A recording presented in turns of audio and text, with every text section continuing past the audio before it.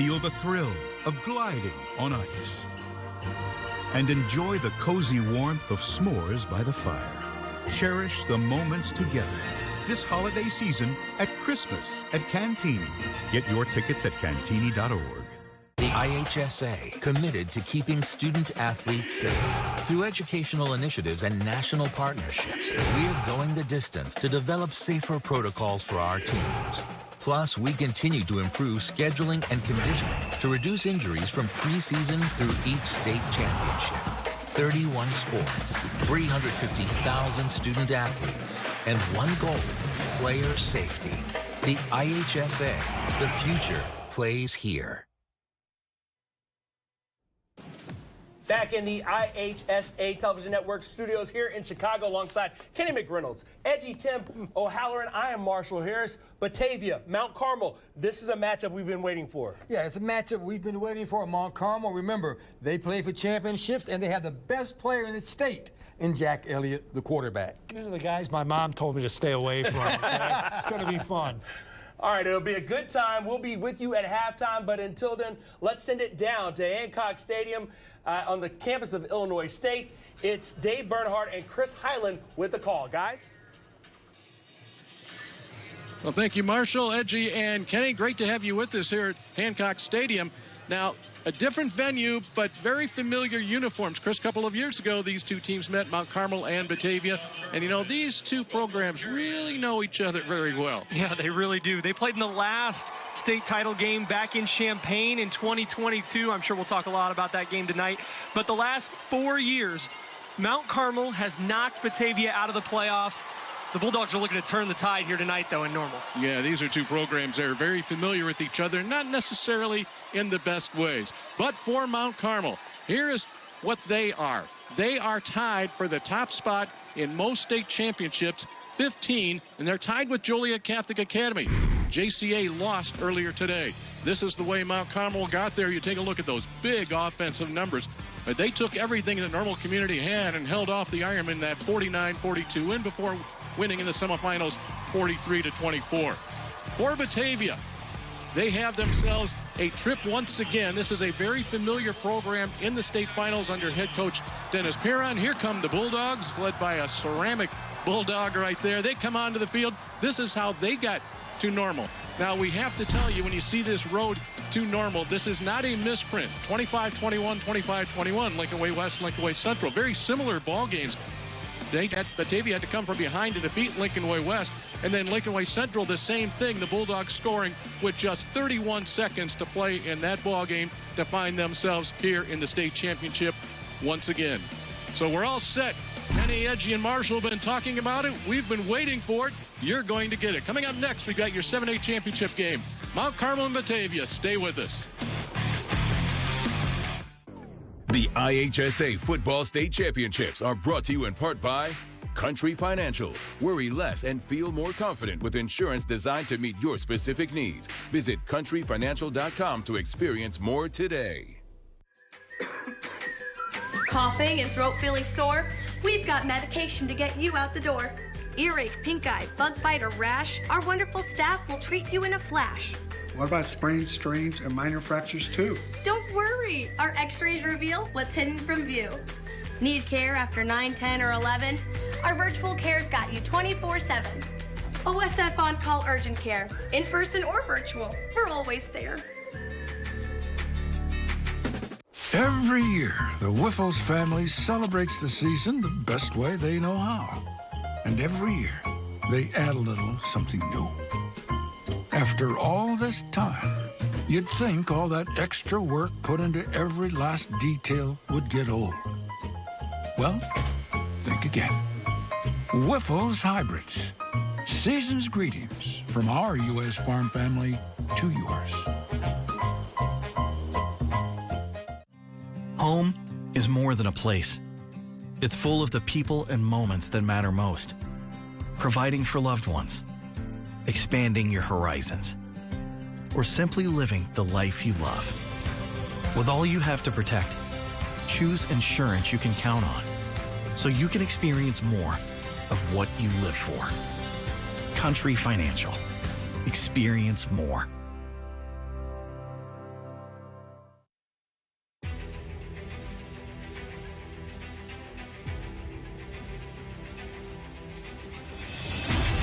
we're going to need more fuel. A renewable way to get that fuel instead of relying on foreign countries for petroleum, we can just grow our own fuel. Our fields are literally full of energy.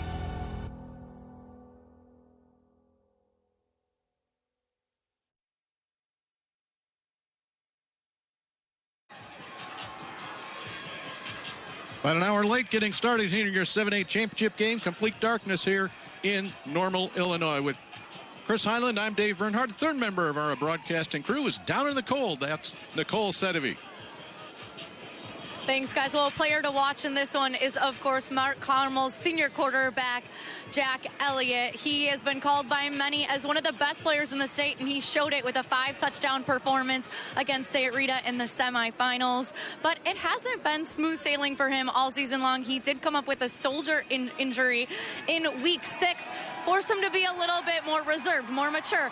But head coach Jordan Lynch told me he is unrestricted for this championship game, so watch for him to use his legs and run the ball. They get the ball first. All right, very good. Thank you, Nicole and Chris. We've seen that the progression through the playoffs. He's full speed, but Jack Elliott, you've seen him build in terms of how physical he has been throughout these playoffs following that injury. I mean, he's the one that makes the entire Mount Carmel offense go. There's no shortage amazing things that you can say about Elliott. He is one of the best players in the state. You're going to see it on full display tonight. He's certainly one of the players to watch in this game. Mount Carmel to get the ball first because Batavia won the coin toss. They elected to defer until the second half. Deep for the Caravan will be Javi Payne and Quentin Burrell. You're looking at Quentin Burrell right there, just a sophomore. Kicking off for the Bulldogs is Caleb Peters. And both Payne and Burrell standing at about the 15-yard line.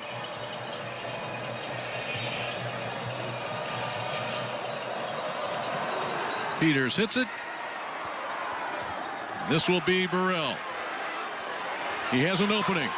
Leapfrogs a man. He'll get down to the 30-yard line. Tackled there by Chase Osborne. That's a name we're going to see a lot. Tonight's starting lineups are presented by OSF. Talk about from skill position skills. Elliott, Burrell, Lehman, Thornton. Guy who can throw it, guys who can catch it. Up front, big and strong.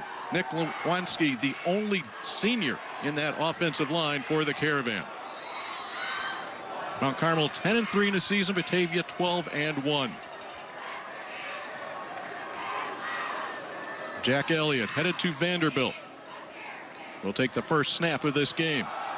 He's able to pull it down. He'll get handed off to Madden Wilson. Wilson averages about 6.2 yards per carry. That's just about where all the running backs average for the Caravan. Defensively for Batavia, Malachi Smith is a beast. Gavin Pecourt, Xavier Blankwell, also very strong in that front. Jancy, Minnick, and Bohr, and then a secondary that is maybe the most athletic Dennis Perron has had, and those starting lineups were presented by OSF. Elliott on the move. That goes through the hands of Cooper Lehman. You can see Elliott a little bit frustrated there on that second play of the drive. It's an RPO. Really good job to get outside the pocket, get the ball out of his hands. Batavia on the first 2 plays of the game have switched their defensive front while Mount Carmel was over the ball. You're going to see Elliott make some adjustments at the line. He's got full control of this offense, according to their head coach, Jordan Lynch. So you'll see him make some adjustments at the line of scrimmage. I'm curious to see what Batavia dials up here on 3rd and 5. 25 degrees, feels like 16 degrees. The wind out of the west at 8 miles an hour. That means it's blowing from the near side to the far side. Elliott to keep it. He's going to have the first down if he turns the corner, and he'll have more. He'll get around midfield. We talk about the physicality of Jack Elliott. You saw the speed there as well. And the quarterback run play is a huge part of the Mount Carmel offense. And Elliott does a really nice job here as you see the pressure come off the right side. It's just a simple quarterback counter. They pull 2 of those backs. Elliott does a nice job following those blocks, turning the corner. And Osborne's the one who finally has to push him out of bounds. Chase Osborne, 5'9", 170-pound senior. You will see him all over the field from their own 49-yard line. Three receivers to the left. Elliott spins that way. He'll toss in the open, and there is Stephen Winkler wide open to the 42-yard line before he's brought down by Jake Feller. Keys to the game are brought to you by Southern Illinois University Carbondale. Imagine the possibilities. Yeah, if you're Mount Carmel, you want to try and create turnovers against Batavia. I anticipate Batavia trying to take some shots down the field early against Mount Carmel and really spread out their defense. So if you're the Mount Carmel defense, you're going to want to try and create some turnovers. And if you're Batavia, you have to win the first quarter. This drive's going to be huge. Try and stop all of the Caravan's momentum if you can and try and get it in your favor by the time the second quarter rolls around. Quick release to Burrell, 6'3", 185-pound sophomore. And this is exactly what Mount Carmel wants to do, Dave. They want to control the clock. They want to be methodical. They want to take their time with their short game, okay, their quick passing game. And then once they get those corners up, they're going to try and go over the top as well because they've got weapons all over the field. That's what's so tough about this Mount Carmel team. They can beat you in so many different ways. Let's see, 4 people at the top of the screen. Elliott will give it to Lehman. Lehman with the cut. Quick feet will get him inside the 30. Yeah, anytime you see a tight formation like that, the wide receivers come closer to the line of scrimmage, and you got 2 tight ends, my first thought when I'm thinking is quarterback run that way. Well, then once they motion, then you're thinking fly sweep if you're the defense. Now, they do a good job of trying to set the edge, but when Mount Carmel outnumbers Batavia like that to the right side, it's just hard for anybody to make a stop. 3 first downs here in the first 90 seconds of this game for the Caravan. Scooting into the game late is Madden Wilson. Elliott looking deep, wide open in the end zone, touchdown.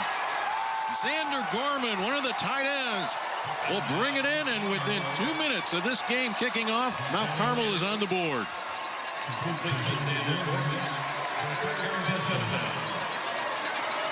The Caravan pulling out all the tricks on the very first drive of the game. Batavia tried to bring pressure. It was Osborne coming down off the edge. That's the 3rd or 4th time that they tried to pressure Elliott on this drive. And Jordan Lynch dials up the trick play. It's the reverse flea flicker, and Elliott finds the wide open receiver. Mount Carmel opens up the scoring here early. Cute little wrinkle to get things started for Mount Carmel is Nico Mullen on for the extra point attempt.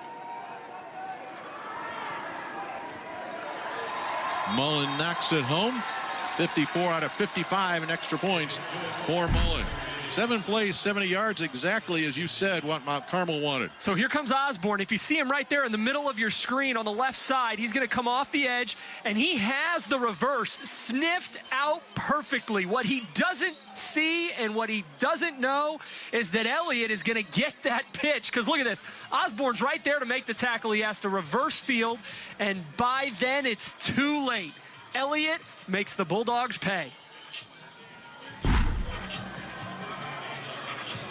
7-0 early here for Mount Caravan as Jack Elliott tosses his 17th touchdown of the year. Remember, Elliott missed some time with injury. It was one of the reasons that Mount Carmel picked up a loss early.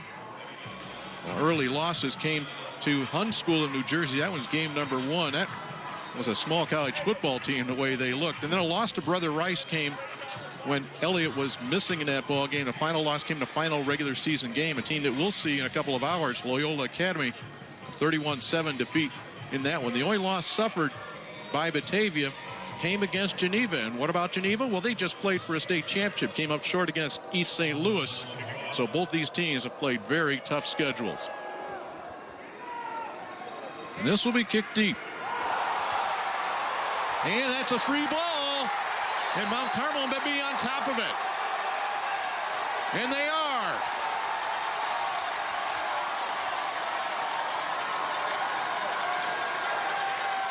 One thing head coach Dennis Piron for Batavia said, we cannot have something bad happen early. And that's something bad that's happening early right there.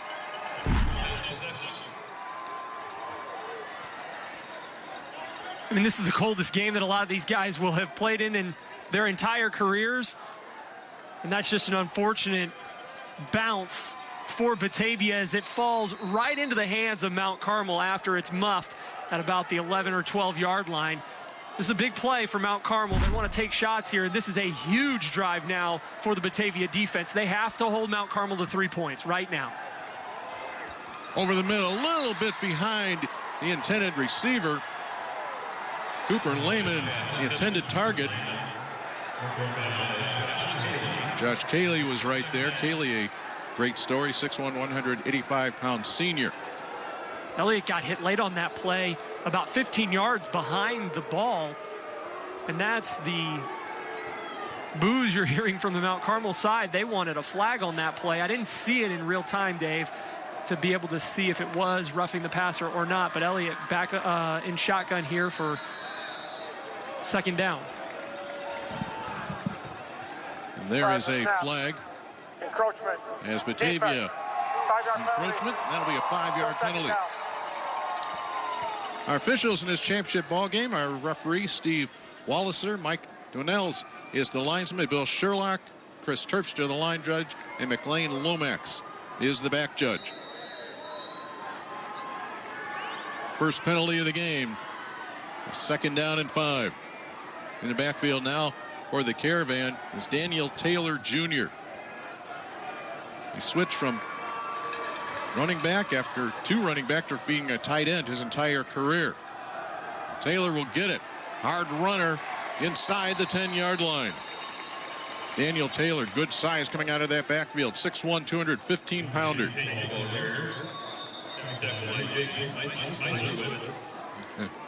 The penalty flag is down on that play. Yeah, and it's well after the play, too. I think it's getting chippy already down there. Elliott's trying to get his guys together and calm them down. This might go against Mount Carmel. Dead ball. Unsportsmanlike conduct. Number 27 in the offense.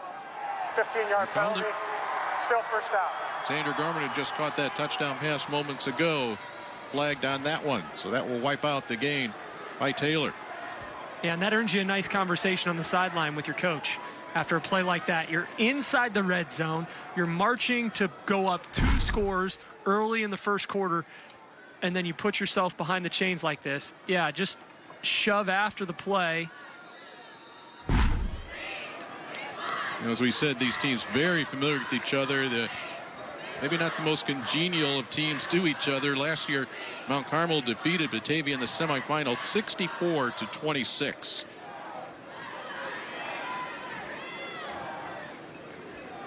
Now our officiating crew will try to get things set. Already state champions crowned, Nazareth Academy, 3 straight, and East St. Louis picked up their 3rd title in the last 5 years. Mount Carmel looking to go back to back to back, as is Loyola in Class 8A. Now it's Wilson in the backfield with Elliott. Hello. Lehman, they'll pitch it back again to Elliott. Elliott has room along the right side. Jack Elliott on the move. Elliott's going to take it in. 24-yard touchdown run for Jack Elliott.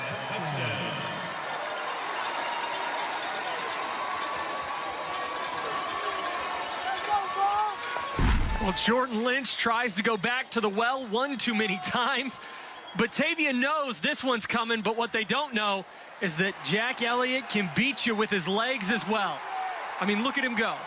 He's the best player in the state for a reason, and he's proved it already in the first 4 minutes tonight. A touchdown pass and a touchdown run for the senior. Mullen, as we said, only 1 miss on the season in extra points. And he does not miss that one. And Mount Carmel has not missed a beat from their state championship in each of the last 2 years. Thanks to this run from Jack Elliott, 24 yards, it will be the Caravan, the 4-0 lead. 2.5 minutes into the game. All right, let's go. I'll shop for the kids, and you get something for the dog. Sounds good. Let's do this.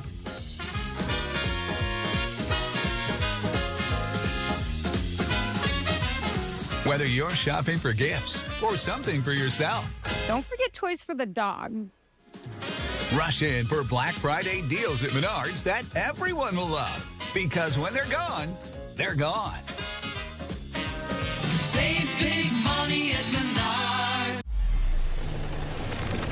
Imagine going from the classroom to the big stage. This territory, this place, our home, isn't just for learning, but for understanding the very power of what imagination actually means. A place where you can go from player to coach, from the ground to the sky. So close your eyes, envision the roar that is a spirit of thousands of silver views. Capture this moment and go forward together. The IHSA Football State Championships are brought to you in part by Menards. Save big money on all your home improvement needs. And by SIU Carbondale. Imagine the possibilities. 2 touchdowns for Mount Carmel in the last 32 seconds. Both those touchdowns coming off the arm and the legs of number 9, Jack Elliott. I mean, he's so impressive. I mean, 3 of 5 already. He's got full command of the offense out there. And we haven't even seen everything that he can do just yet. Both of those touchdowns come off of trick plays. Batavia, we talked about the key to the game for them having to win the first quarter. Well, they haven't even touched the ball yet, and they're down 14-0. So they need a very good, long, sustained drive. Might not even have to come away with points here yet, Dave. There's still a lot of football left, right? We still got 3.5 quarters to go. So you don't need points necessarily right away, but if you're Batavia, you have to put together a long drive and start to get some confidence. So once again, it will be time for Batavia to receive this ball deep for the Bulldogs. Will be Brett Berggren and Grayson Kelly. Last time Berggren coughed it up. Led to the quick TD for the Caravan. Mullen goes Berggren's way again from the 10-yard line. Is stopped, met, and dropped. Jackson Behrens had Berggren zeroed in. Here's the offense for Batavia. First time we've seen them. Your starting lineup presented by OSF. Bodie Anderson along with Michael Vanderloop here. And those will be your alternating quarterbacks for Batavia. Nathan Whitwell, if it was a good game, Whitwell will be carrying the ball about 40 times per ball game. Tucker Som in the middle of that offensive line for Batavia. The Bulldogs come in with an opportunity here to, as Chris said, move the ball. Quick slant pass will go to Jack Meislowitz. Quick 8.5-yard pickup.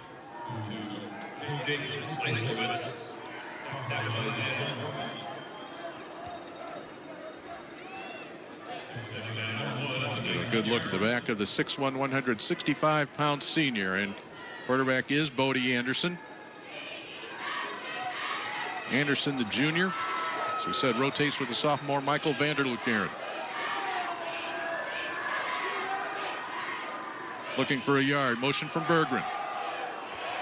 That yard is going to be hard to come by. Turned away just shy to the 30-yard line by a Mount Carmel defense.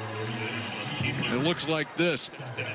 Caleb Tucker is a freshman up front. 6'4", 330 pounds. Braden Jones headed to USC. Linebackers. Matt Muhau, he was in on that last play, number 41, along with Tristan Pusateri. Then the defensive backs of Harrington, Behrens, Payne, and Gorman. Those starting lineups presented by OSF. 3rd and 1 yard. They've stacked the wide receivers on both sides. I think they're trying to widen the box here and then run inside. Yep, that's exactly what they're doing. And it goes for about 4 yards and enough for the first down. That's usually a tell for an offense, Dave, when they've got those wide receivers set all the way outside the numbers and they're stacked in that position. They're trying to pull 2 defenders, maybe even a third, out of the box to that side so that they can get numbers inside and try and run inside. That's what Batavia's got to do. This is a numbers game for Batavia tonight. They got to figure out a way to line up just like they are on this play with 4 wide receivers and try and run against that 5-man box for Mount Carmel. Nathan Whitwell got 5 yards. And that's knocked away. And a quarterback for that throw was Vanderloop. Back to Nathan Whitwell for a moment. 5'10 senior Whitwell, almost 1,700 yards on the season. He has carried over 40 times several times. Dennis Perron's the head coach for Batavia. 141 victories in his career. Dennis Perron is no stranger to the playoffs. The Batavia graduate has been to 7 semis, 4 championship games.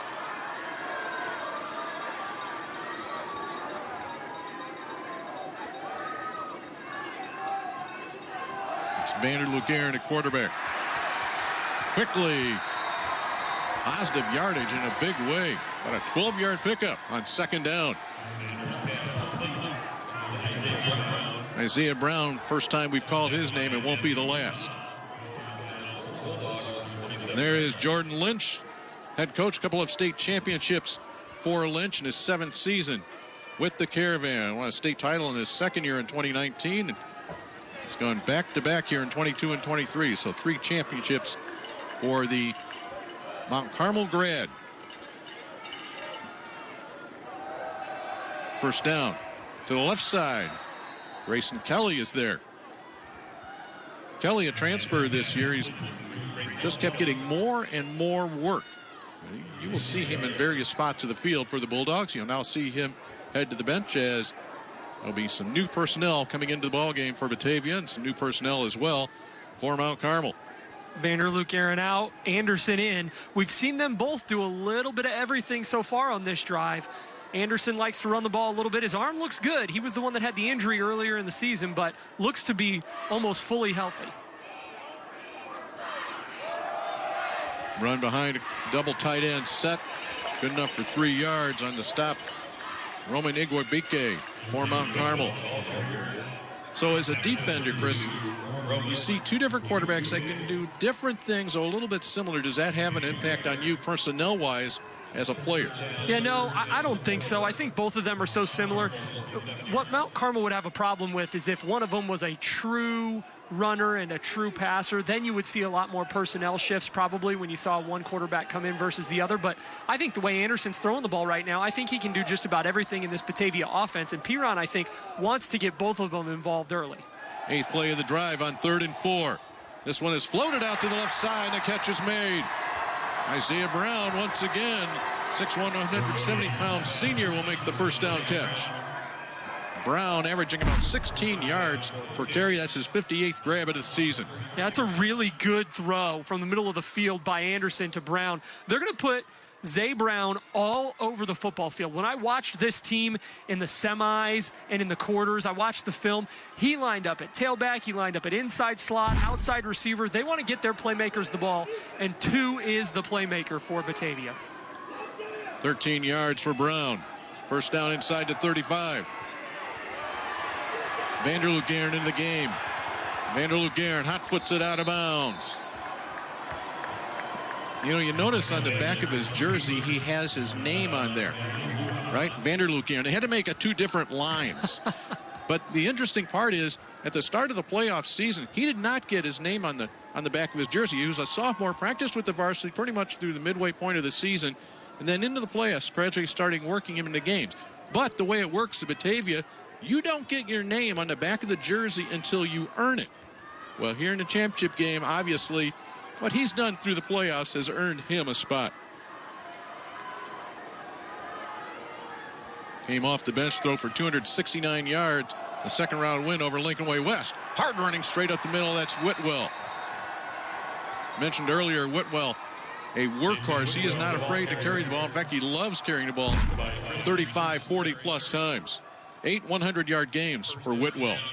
Yeah, really nice job here by Batavia. They're going to have to try and double that big nose guard as much as they can. Whitwell almost gets tackled by one of his offensive linemen there as he makes a way through that tight hole. Really nice job by Whitwell to get his pads over his toes and get downhill for that big run. 5 runs, 5 passes in this drive that's taken the Bulldogs inside the 20-yard line. Mount Carmel a little bit confused by this formation by Batavia. Good coverage downfield. There's some room on the near sideline. Vanderloo Guerin will take it out, and let's see where they say he stepped out inside the 10 to the 9. Well, a really nice run there by the quarterback, but I think Mount Carmel's lucky there. There was a lot of confusion over on that far side of the field as Batavia went with a cluster and then also one extra wide receiver, so there were 4 over there. And the Mount Carmel secondary was confused on who was supposed to cover the man at the very top, but still really, really good coverage as you see Muha and those linebackers drop into coverage. That's why Mount Carmel is so tough to beat, is because those linebackers are so athletic, they can drop into coverage, and Mount Carmel can get a ton of pressure with just that front 4. First and goal from the 9-yard line. Batavia, their first possession of this game. Play action, that was tipped at the line of scrimmage. Good pressure from Muha. Yeah, he was split out over that 3rd wide receiver for Batavia on the left side, and they bring that edge blitz. He does a nice job of getting his hands on it, but you got to give the quarterback, the sophomore, Vanderluke Aaron, some credit. He notices that blitz and knows he's got to get the ball out hot really quickly, and if he can get it to Zay Brown as playmaker, they got a chance to score. So good job there, but an even better play by Muha to get his hands on it. Second and goal. Stands in, goes down. Once again, pressure on Vanderluke Aaron. Another deflected pass. Braden Jones, who wears number 99. He's 6'4", 255 pounds, and a junior. And see, Mount Carmel's in their 4-man front right now, so really tough to run against a stout front 4 like Mount Carmel has. If I'm Batavia, I would have liked to have seen maybe a run play in one of those first 2 after you got Whitwell downhill to get you down there, but now you got to think about putting the ball in the air if you're Batavia. And it will be Mount Carmel that will take the timeout with 5:34 to play in the first quarter. So Batavia on the move. Jordan Lynch will drop a defense to defend his end zone. 14-0 lead for Mount Carmel.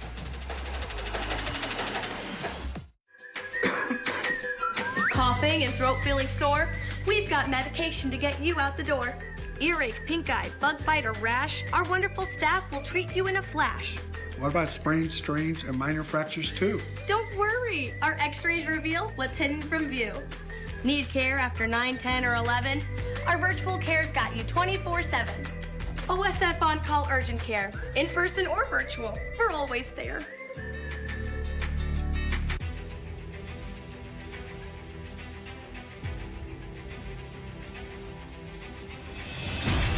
We're going to need more fuel. A renewable way to get that fuel instead of relying on foreign countries for petroleum. We can just grow our own fuel. Our fields are literally full of energy.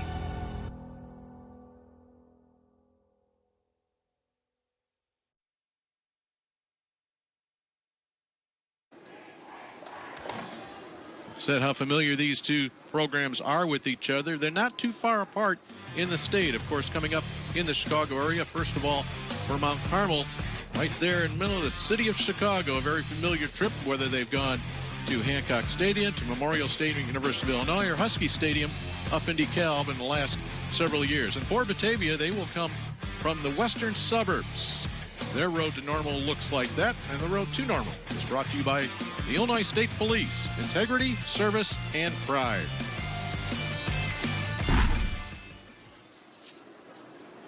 So the timeout called there. You had mentioned earlier there was a little bit of confusion on 2-3 plays earlier, but interesting timing on that timeout by the Caravan. Yeah, well, Batavia came out on 3rd and goal from the 9 with 2 tight ends and then 2 more backs in the backfield. It's the exact same formation they've got right now. Isaiah Brown is split wide to the left side, drawing single coverage from Tavares Harrington. They're going to throw his way. Brown, Harrington battling with a flag down and another one. What a great matchup that is with Harrington, the sophomore, and Isaiah Brown, the senior.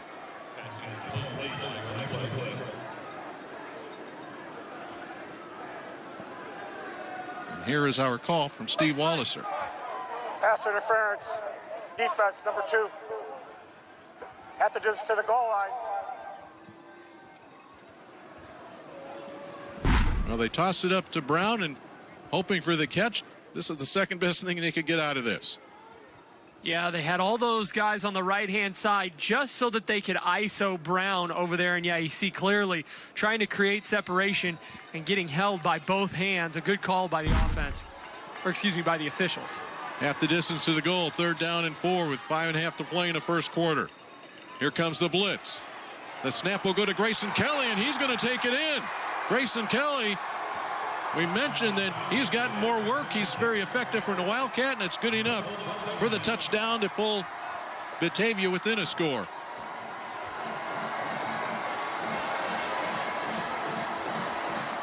Just what Batavia needed. A long drive that results in points. Really nice job here. Watch the blitz, Dave. You're going to see Muha come almost free in the A-gap. And then it's Kelly on the direct snap who's able to run right through that A-gap where Muha might have been for the touchdown. Peters for the extra point, and he will nail it.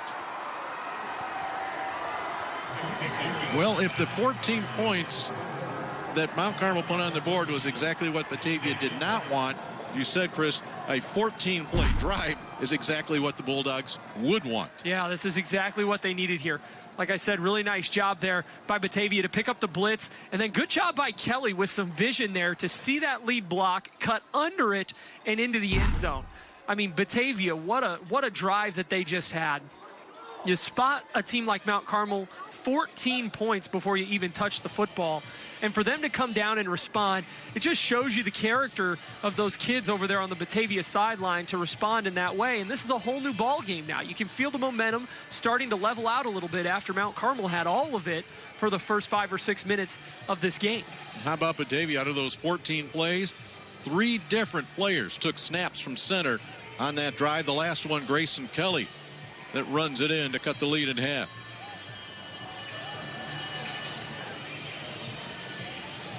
And they were super balanced on that drive, Dave, as well. They had 38 passing yards and 37 rushing yards on that drive. It is Patricio Marvide kicking the ball off. Spinning out of it is Javi Payne. Look at this! Javi Payne on the race to the end zone. And Mount Carmel will score on the kickoff return. Javier Payne. Talk about an answer.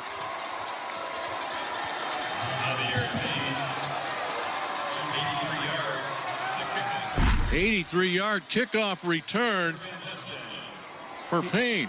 He gets the embrace from his head coach, Jordan Lynch. You can see the smile on his face. And look at him. The moves, the breakaway speed. I mean, what a dagger for Batavia after that impressive drive that they just put on. Mount Carmel with the quick answer. So quick, they can't even get a football out there for Mount Carmel to kick the extra point. So Mount Carmel has scored 3 touchdowns. The first 2 came in a span of 32 seconds. This came in a 13-second span after the touchdown for the Bulldogs. I mean, there's a little bit of disbelief on the sideline there for Mount Carmel. I mean, look at it. I mean, they can't even believe, I think, how this game's gone so far. What a spin by Javier Payne. Well, we talked about Batavia needing to win special teams because it's so hard to beat Mount Carmel in all 3 phases of the game, or even 2 phases of the game. So you're going to have to try and beat them on special teams. And right now, Batavia is losing that battle on the 3rd phase of this football game. So we have played less than 7 minutes in this game, and we already have 4 touchdowns. This is what it looks like for the Caravan. TD Elliott to Gorman. And then this. Loose ball recovered on the kickoff. Didn't take long. This time Elliott. Same play. Not quite. Elliott makes it happen on his own. Touchdown run of 24 yards for Elliott. And now Javi Payne. Here's a spin. 83 yards later, back to a 2-touchdown lead. And And he had Quentin Burrell right there with him as he crossed into the end zone. Well, if you're a Batavia fan, you have to take that deep breath again. Say, okay, we took it the distance last time. 14-play drive. This time Bergman will take it inside the 5. Not much room there. He's able to create enough to get to the 25. Well, you said it earlier when there was about 9 minutes left in the first quarter. There's plenty of time. We still have a little over 5 to play here in the first. Yeah, if you're Batavia, stick to the game plan, right? The game plan clearly works on offense. Okay, they did a really nice job on that first drive, 75 yards. They marched right down the field, 14 plays on that drive.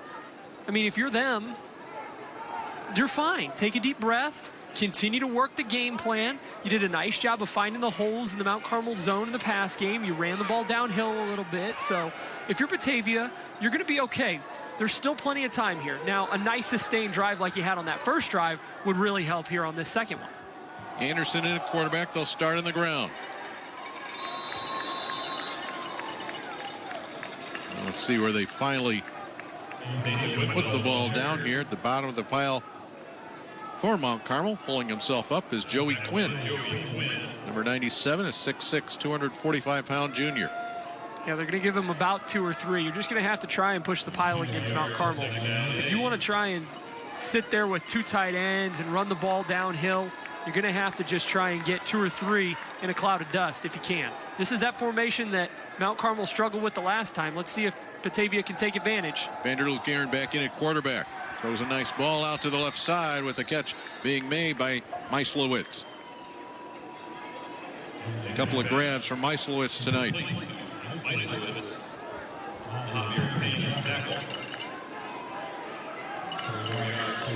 Sets up a 3rd down and short, 3rd and about 3.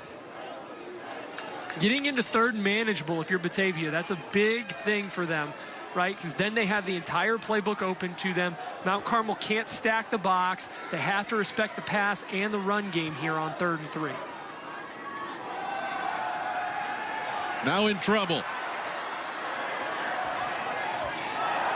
And another flag comes out right there with the intended receiver. That's Isaiah Brown. And covering was Javi Payne. But there's another flag back at the line of scrimmage in that area. Looks like they're both in the area where we could get offsetting, Dave. We're going to see what happens here. Maybe a hold and a PI. Let's take a listen. There are 2 penalties on the play. Holding, 63 on the offense. Pass interference on the defense. Those penalties offset. 3rd down. We'll do it all over again.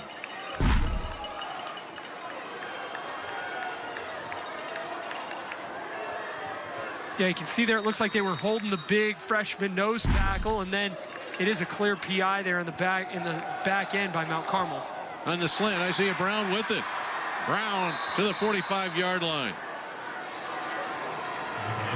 Yeah, really good job there by Isaiah Brown. How about Brown in the playoffs through 4 games coming into this game? 25 catches, 396 yards, and 8 touchdowns. And a 179-yard game against Lincoln Way West in the 2nd round. I mean, he's so clutch. He's the one that they want to get the ball to when they need a big play. And on 3rd and 3 there, they needed a big play, and he got it. Brown with 4 receptions here in the opening 12 minutes. We still have 3:47 to play. Nothing there.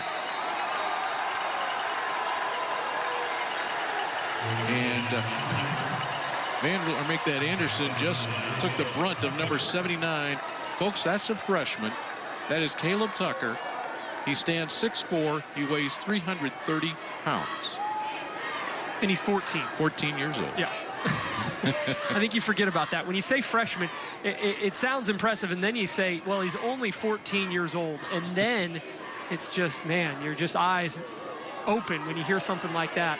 I mean, what a job he did there to beat 2 blockers and still make the tackle at the line of scrimmage. He's the nose guard right in the middle of that defensive line. Here to the near side, Berggren He's wrapped up and dropped. He had some room to go, but Jordan Lynch calls number 41, Matt Muha, the best linebacker in the state. I mean, he can go from sideline to sideline. We've called his name 7 or 8 times here already in the first quarter. And watch him run this window right there. Really nice job by Muha to sniff out that sweep and make it 3rd and long for Batavia.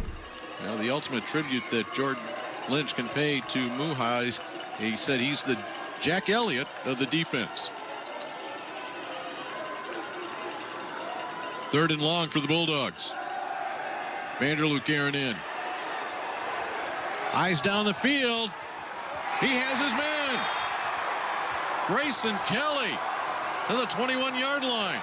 What awareness from Vanderloop Aaron as Kelly created some separation. And I can't tell you how impressive that is, Dave, for a sophomore to make a play like that in the state championship game on 3rd and 8.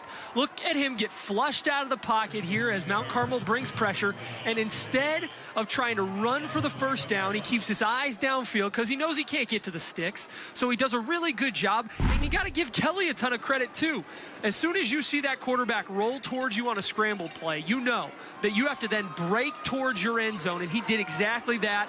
Vanderloop Aaron does a great job of finding the wide receiver. 33 yards on that completion, takes the ball to the 21-yard line. Batavia's been able to move the ball in each of their 2 possessions. And that's a penalty flag thrown by the back judge, and that will be delay of game.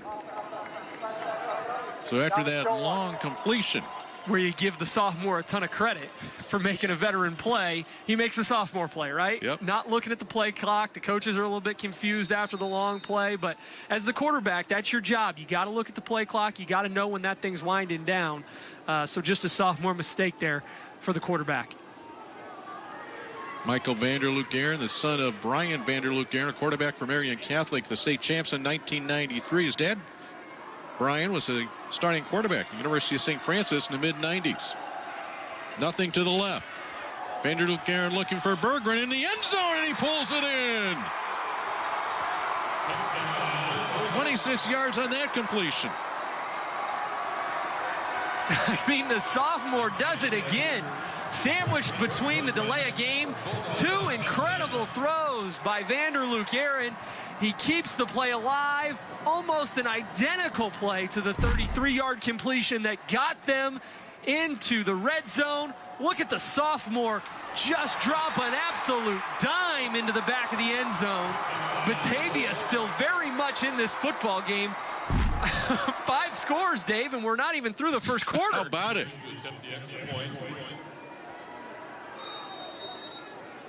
Peters for the extra point.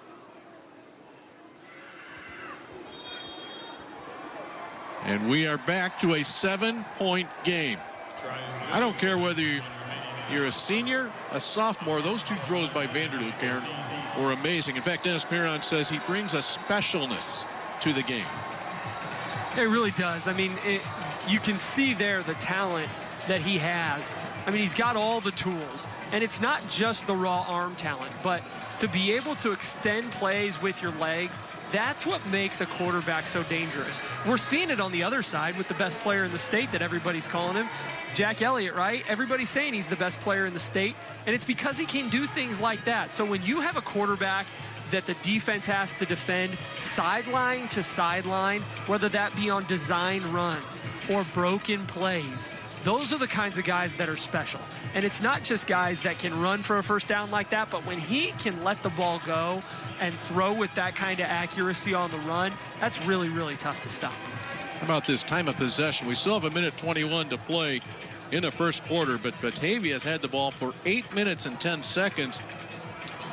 Mount Carmel, 2:29. Of course, explosive plays from Mount Carmel. The Bulldogs 4 of 4 throwing on that possession. Michael Vanderloop Aaron doing the job. Vanderloop Aaron 7 of 10 already for 104 yards and a touchdown. Well, where Batavia has to improve is obviously on the special teams phase. So this is a huge play right here.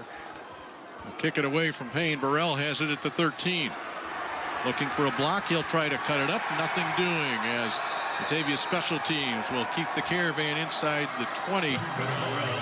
By far the toughest field position of the day for Mount Carmel. You talk about toughness. That's what Nicole Sedevy has. Let's go down to her on the sidelines. Thank you, guys. Well, usually when you have two quarterbacks, you might hear the word quarterback controversy, but that is not the case here for the Bulldogs between Bodie Anderson and Michael Vander Lugaren. You guys, these two are great friends, actually, and Coach Byron told me that they don't typically pull kids up unless it's evident, but this year, Vander Lugaren would play part of the game for a sophomore game, and he would be available for varsity if need be. By now, the end of the season, he's here full varsity, and he is showing up and showing out in this state championship game, guys. Coach says they're very lucky for both of them.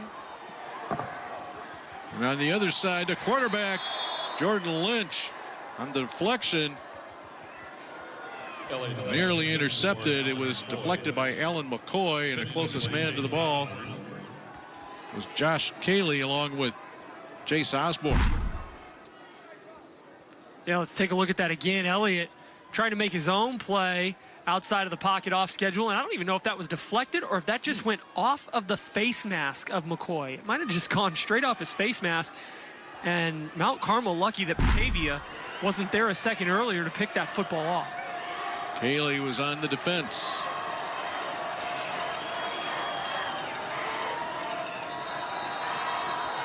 And I believe the right side, I think the two ends on the right side may have taken a half a step early, and now one flag thrown for maybe illegal procedure, another one thrown well late.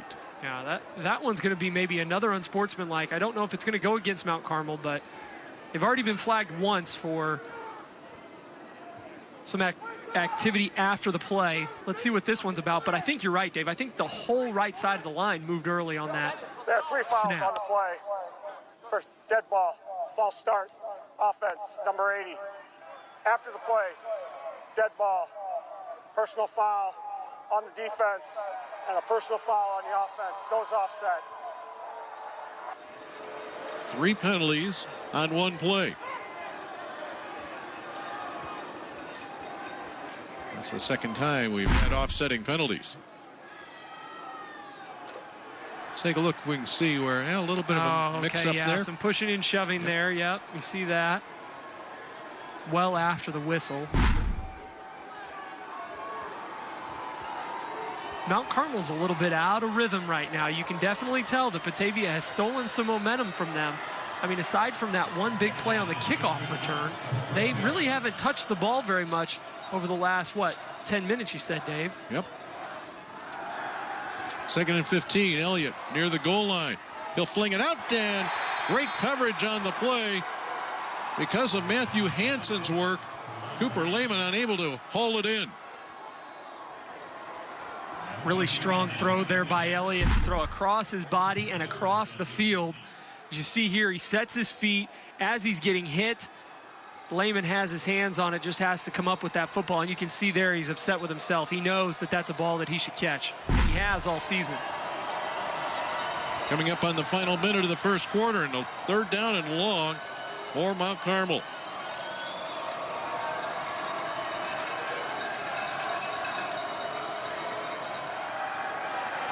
Elliott rifles it over the middle. Misfires once again. Good coverage on the play. Josh Cayley is there once again. How about Cayley? He tore his posterior cruciate ligament before the season. He was going to have surgery, and he was going to miss the entire year. But 5 days before the surgery, he said, I'm going to check with the doctors because I'm feeling better. The doctor said, okay. So they made a special brace. He started week 8. And he has a newer brace even now, and maybe surgery after the season. But he was a coach while he was out. He's obviously a leader and a key cog in this defense. Yeah, really nice job on that drive by him. A couple of good pass deflections there by him, and it's going to force the Mount Carmel punt. First punt of the game. It comes off the foot of Elliott. He averages 35.7 yards per kick. And Batavia's going to get this ball in pretty nice field position. The 47-yard line, and their fans on the far side of the field and players are loving it. 41 yards on that kick. Elliott over with his offensive coaches on the Mount Carmel side wondering what happened on that last drive. You don't see the Caravan go 3 and out very often. That's a really, really nice response by Batavia on that defensive drive. Batavia looking to roll as they will spread the field. Stepping up in the pocket, he'll never get through it. Once again, number 99, Braden Jones, in the middle of that. Got a flag on the play. Neither of the receivers on the top of the screen for Batavia were set when that ball was snapped.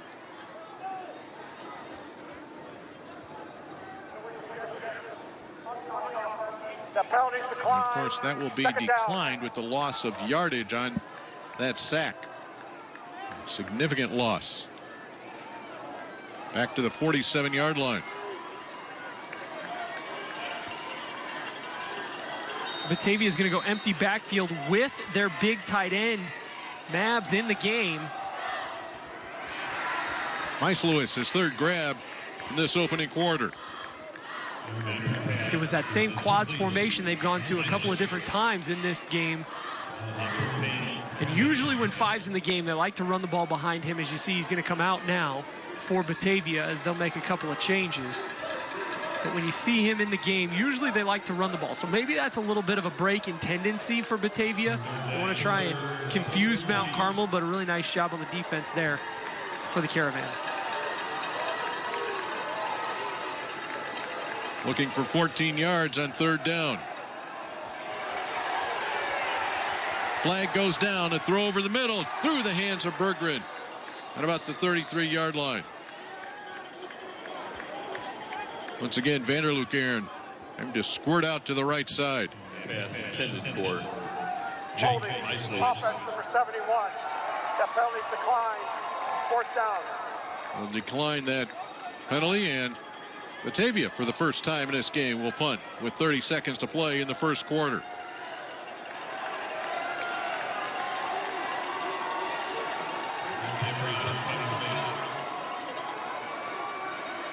We've had 5 touchdowns in this game. And we have played a little less than an hour. Talk about a long first quarter. It's been a long day so far. Yeah, we came on an hour late. I think if you're here for the 8A game, you're probably tuning in right now hoping this game was in the third quarter. Burrell is deep. He waves everybody away from this punt. And the Caravan will get it. With 18 seconds to play in the first quarter, this is game 3 of our Saturday version of the State Football Championships. Let's take a look back at some of the earlier results today. A thriller in 5A. Nazareth Academy knocking off Joliet Catholic Academy as the Hilltoppers score. Very late in the ball game, went for 2, could not convert. Nazareth Academy wins its 3rd straight. East St. Louis had to pull away from a very pesky Geneva squad for that 48-28 win. The Flyers once again win another state title, and you see our score here at 21-14 still in the first period.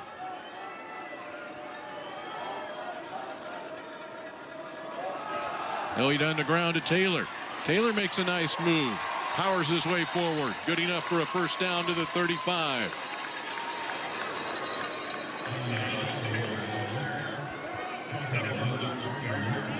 Really good downhill run there by Taylor. He does a really nice job of finding the hole. And he has been a real weapon since he moved from tight end to running back this year. A definite plus for this Mount Carmel team to add him to that backfield with Elliott. Well, this may have been a long first quarter, but wasn't it fun? 21-14, 5 touchdowns in the first 12 minutes. Let's go to the second. Ashley's Black Friday deals continue this weekend. Today through Monday, shop incredible doorbusters starting at just $1.99. Plus, take 25% off your entire purchase. The best Black Friday furniture deals are only at Ashley.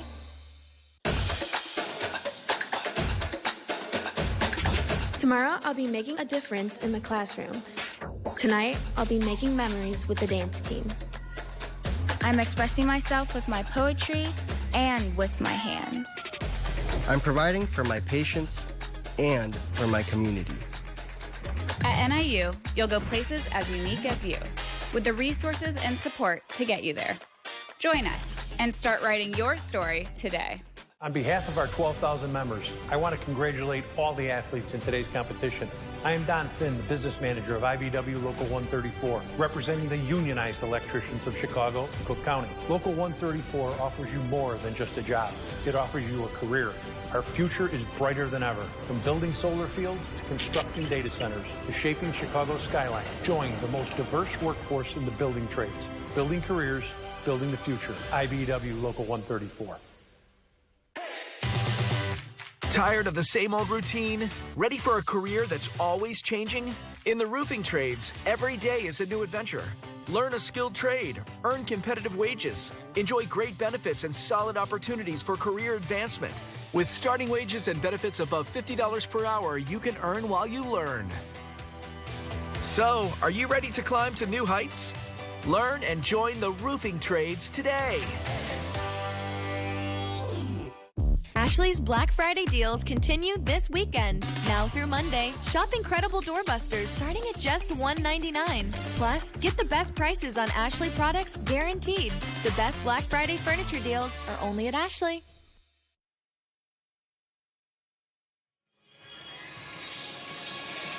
15 state championships for the Mount Carmel Caravan ties them with Joliet Catholic Academy for the most in IHSA football history. The last two of those 15 coming in the last 2 years.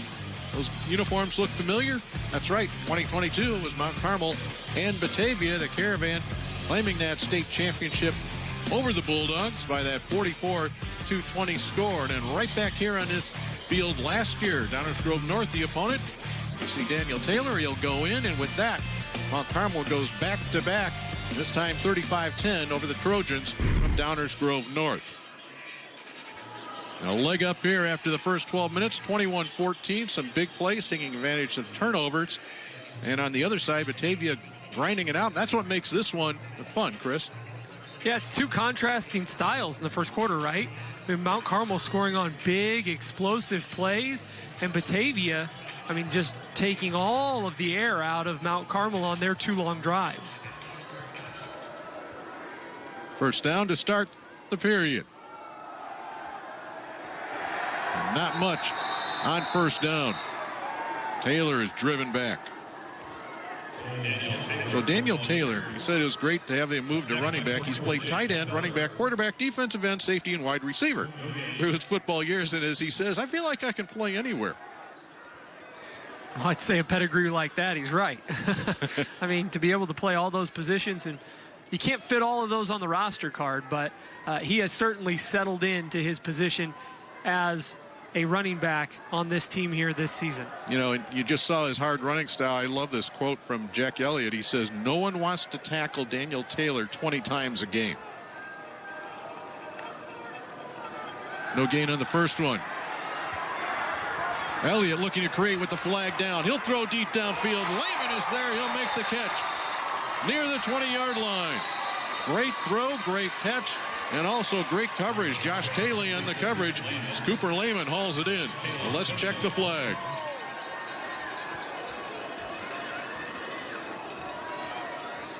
And players are kind of milling about down the field. This may be going against Batavia.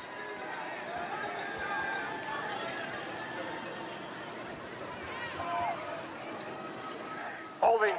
Defense. It will be defensive holding. Penalties decline. First down. Against the Bulldogs, and it will be a first down in the red zone. Well, a really good play here by Elliott to get outside the pocket. Batavia brings double edge pressure off of his right side. Taylor, his tailback, is able to pick up the first one, but a really nice job by Elliott to keep his eyes downfield. Elliott to Lehman for 46 yards, sets it up at the 19. Lehman motion. Elliott to keep it right up the middle. Bangs forward. Gets a couple. A little spinning move actually brought him down. Very similar quarterback counter that they ran on the first drive for a big first down to keep that drive alive. On that one, though, Elliott runs into a couple of his own offensive linemen and gets tripped up to make it second and long.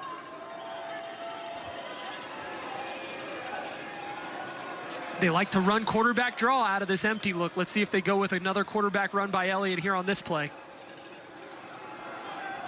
He'll throw to the end zone.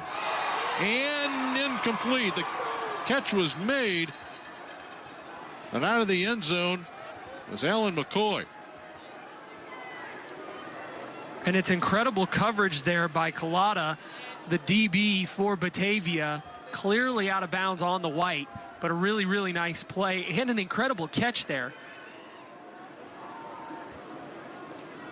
Jack Elliott's thrown for 91 yards and a touchdown, and this was just, you want to be in the red, and it was in the white for McCoy.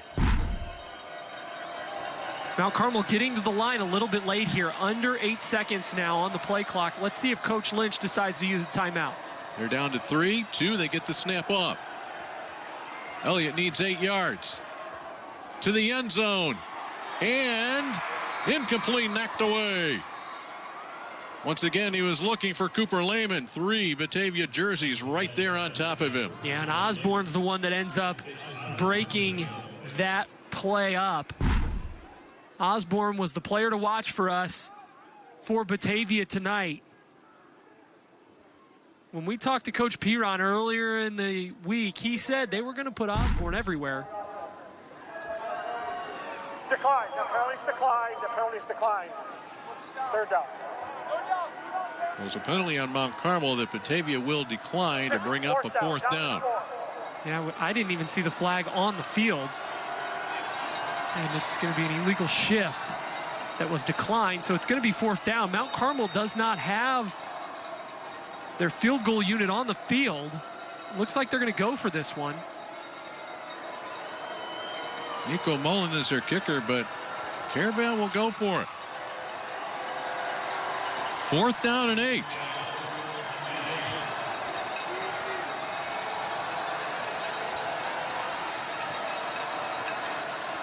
Got the snap off with 2 seconds left. Yeah, I think it was the same thing that happened earlier in this drive, Dave. I don't think their center is hearing the cadence from Elliott. Center is Declan Gill. Ball start. Offense. That's the second time that most of the offense has moved and the ball has been just about a half a second late. And you can see Elliott right there talking to his offensive line, pleading with them to listen to the cadence, because now we're talking about 4th and 12 or 13. Let's see if they go with the same formation. They had Cooper Lehman solo in the slot there. No, they're going to split him out. He's at the very top of your screen. He is still one-on-one. Let's see if they go that way. Here comes pressure off the edge, too. Elliott will step up into that pressure. Flips it. Man falls down. Touchdown. Jake Feller slips and falls, and Cooper Lehman hauls it in.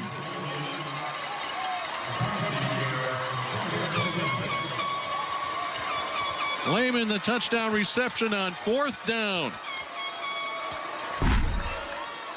You saw the pressure coming, and Lehman was one-on-one with a linebacker. That small motion there by him makes the defensive back and the linebacker switch responsibilities, because they were playing man coverage at the top there was Batavia. And so that little motion means that Lehman, their best, most athletic wide receiver, is on a linebacker, and that's the matchup you want if you're Mount Carmel. Elliott does a great job to avoid the pressure, and he finds his top target to, again, make it a 2-score game. 7 plays, 72 yards, 222 is all it took. And here's Lehman, takes advantage and tiptoes in for that 2-touchdown lead.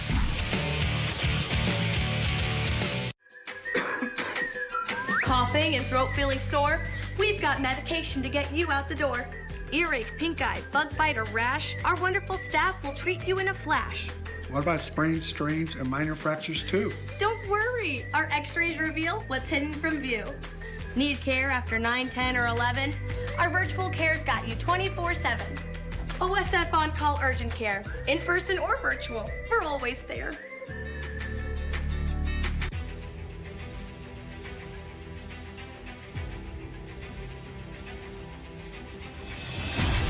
We're going to need more fuel. A renewable way to get that fuel instead of relying on foreign countries for petroleum. We can just grow our own fuel. Our fields are literally full of energy.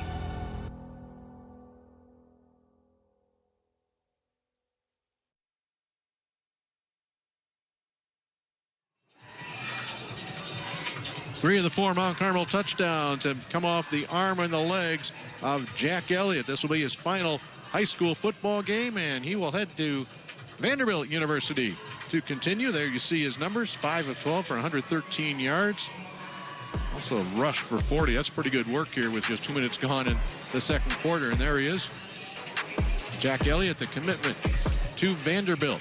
You know, he was much like his head coach, Jordan Lynch. Jordan Lynch was not highly recruited coming out of high school. And then all of a sudden, Elliott has just kept going and going and going. And then the relationship with a very key member of this program for Vanderbilt and for Mount Carmel, that's Jerry Kill. Yeah, when we talked to Coach Lynch, he reminded us that Jerry Kill is on that Vanderbilt staff. He's a special assistant, I believe is his title. Maybe an offensive analyst on that Vanderbilt staff for Clark Lee. And Jerry Kill is who Jordan Lynch played for at Northern Illinois. So someone that Coach Lynch was very comfortable with and knew that Elliott would be in good hands down in Nashville with Jerry Kill and that Vanderbilt staff. Isaiah Brown will take that kickoff and run out of bounds. You mentioned Jerry Kill and the tight bond they had. There's Jordan Lynch. Of course, he was a Heisman Trophy finalist at Northern Illinois. Very similar between Elliott and Lynch. And there's Jerry Kill. Great career all over the country at various universities. The head coach of the Huskies at that stage, and the two of them together. Jordan Lynch has not aged a bit.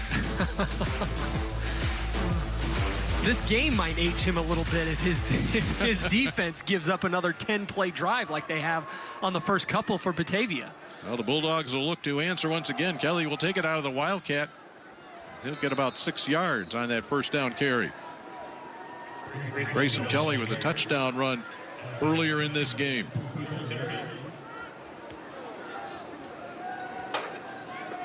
Kelly will leave. Vanderbilt comes into the game. Anderson was also in the game at that stage. So again, as we mentioned earlier, the opening drive for Batavia, 3 different players took snaps from center. This time it's Vanderbilt in there. Quick handoff.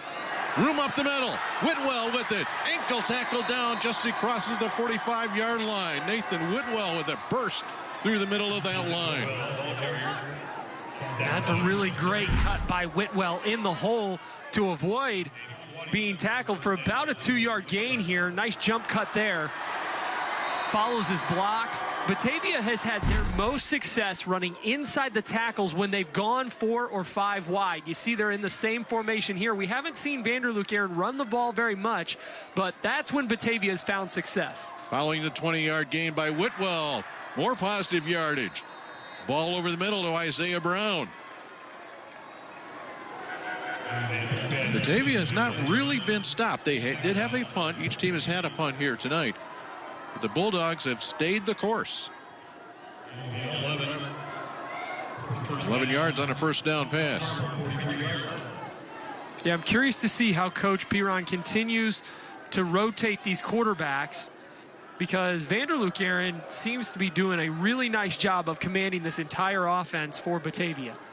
That's the 10th first down for the Bulldogs. Vanderbilt a quick hit. That ball comes out of Vanderbilt hands very quickly, and once again looks for Isaiah Brown and finds him. And that Mount Carmel defense just swarms Brown on that catch. This is when Mount Carmel's defense is at their best. They're in that 3-man front, right? And they've got that big freshman in the middle who can eat up blocks. Tucker. They've got Jones on the outside. So when they can drop 8 and just get pressure with those 3, that's when they are at their best. The inside handoff, Whitwell. And that middle is clogged up. And penalty flag tossed again. It's another one on Mount Carmel after the play.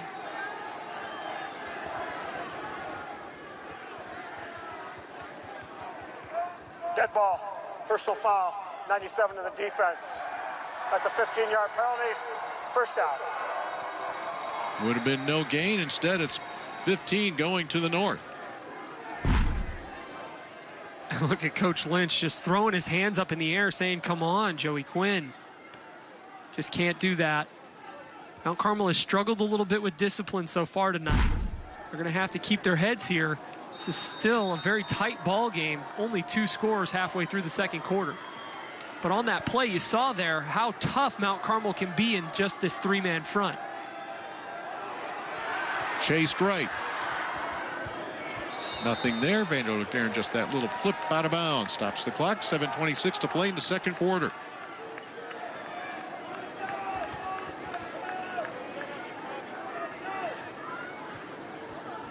Batavia scored on 2 of their previous 3 drives. Mount Carmel scoring on 3 of their 4 possessions.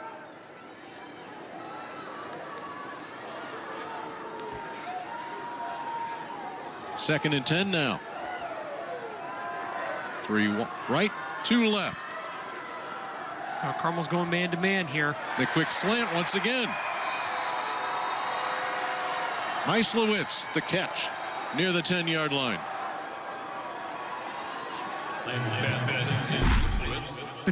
Batavia is going to keep going 5 wide, I think, in these passing situations because they're getting the matchups that they want against the Mount Carmel secondary. They're getting some of their best wide receivers on inside slot, corners, or safeties. And those Batavia wideouts, they're pretty quick. And so I think they have found a couple of matchups that they like, and they're going to try and keep taking advantage of it. First down just outside the 10. There's another quick completion inside the 5-yard line.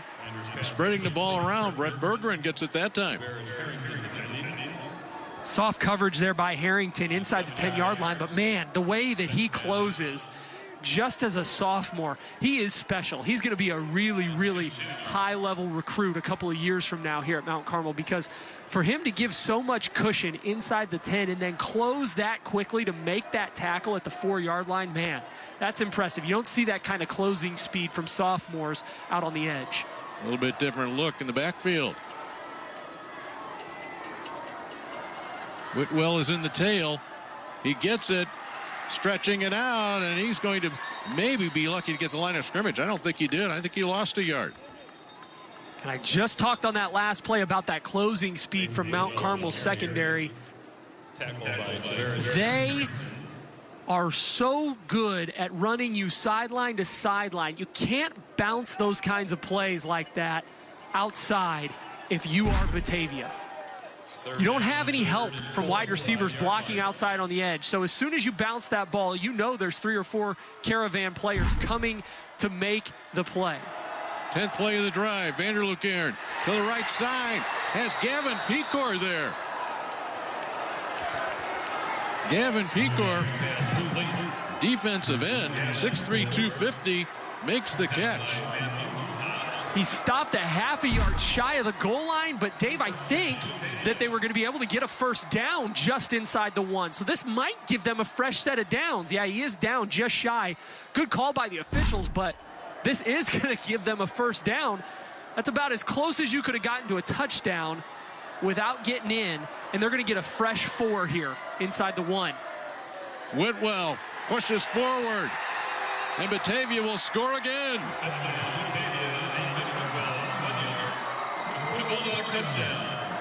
Whitwell officially a 1-yard touchdown run, maybe more like a foot. They got a fresh 4, and they only needed 1 play. Really nice job there, and that's what you have to do if you're Whitwell. When you get into that full house formation, you can't bounce the ball outside. You got to put your pads over your toes, and you got to trust those linemen to get you the foot that you need. He does it there. Batavia's back on the board, and we're almost at a 1-score game again. Caleb Peters will look to see if he can do just that. He's knocked home his first 2 extra points.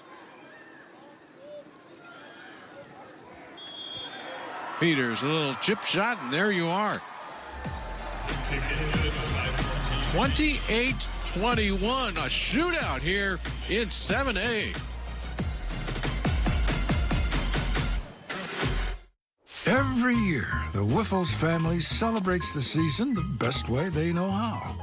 And every year, they add a little something new. After all this time, you'd think all that extra work put into every last detail would get old. Well, think again. Whiffles Hybrids. Season's greetings from our U.S. farm family to yours. Home is more than a place. It's full of the people and moments that matter most.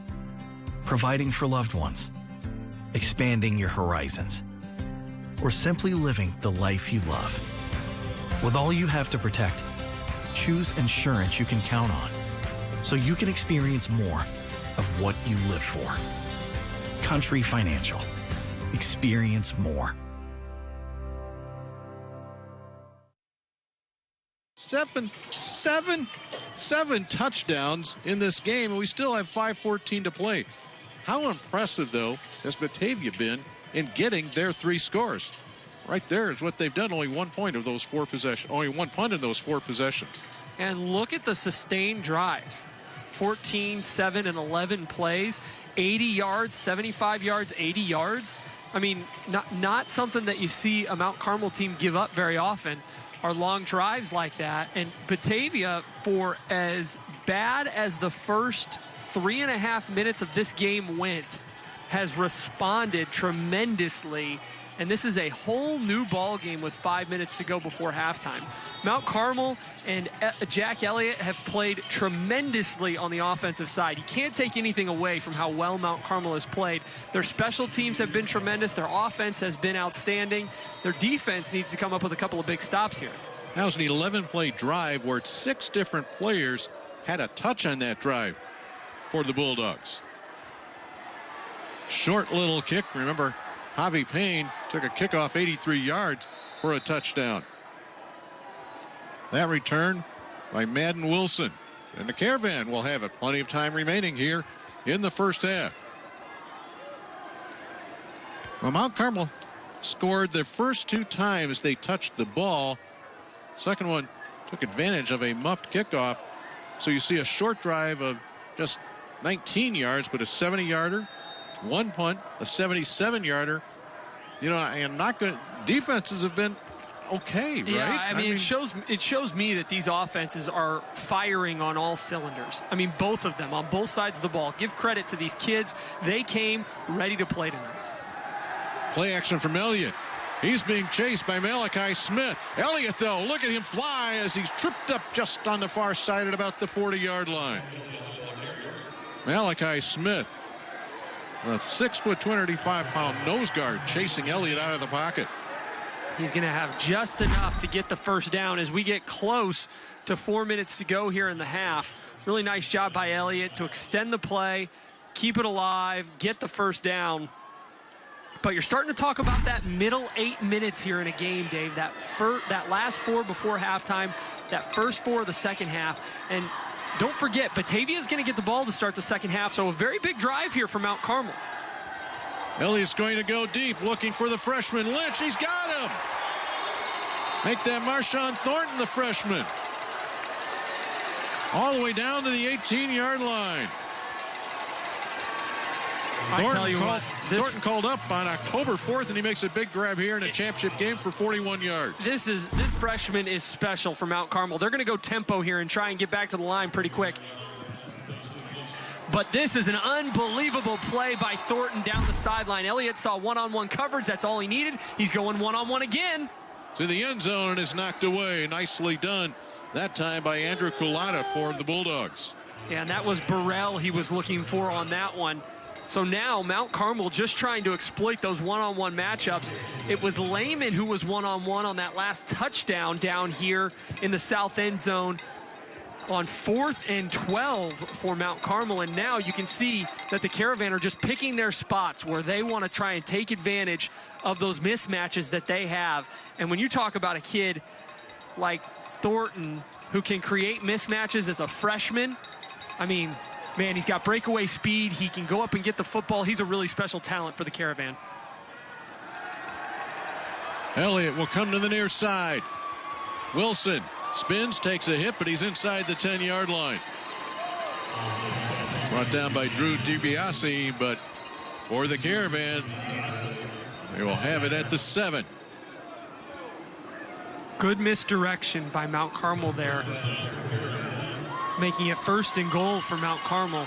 They've picked up the tempo a little bit on this drive, which I think helps Mount Carmel. When they play with this tempo and they can control the pace of the game, they're a really, really tough offense to stop. They've got so many weapons, and you can see here just on this drive that they've already connected with Thornton, who we hadn't seen yet in this game. A couple of other guys who are getting touches now, Wilson being one of them, that we hadn't seen in the first quarter and a half. Mount Carmel takes a timeout. A little confusion on the substitutions. That play clock was down to 1 second. They tried to rush Taylor in there late, so the Caravan will use a timeout. That will be their 2nd of this half. They have 1 remaining.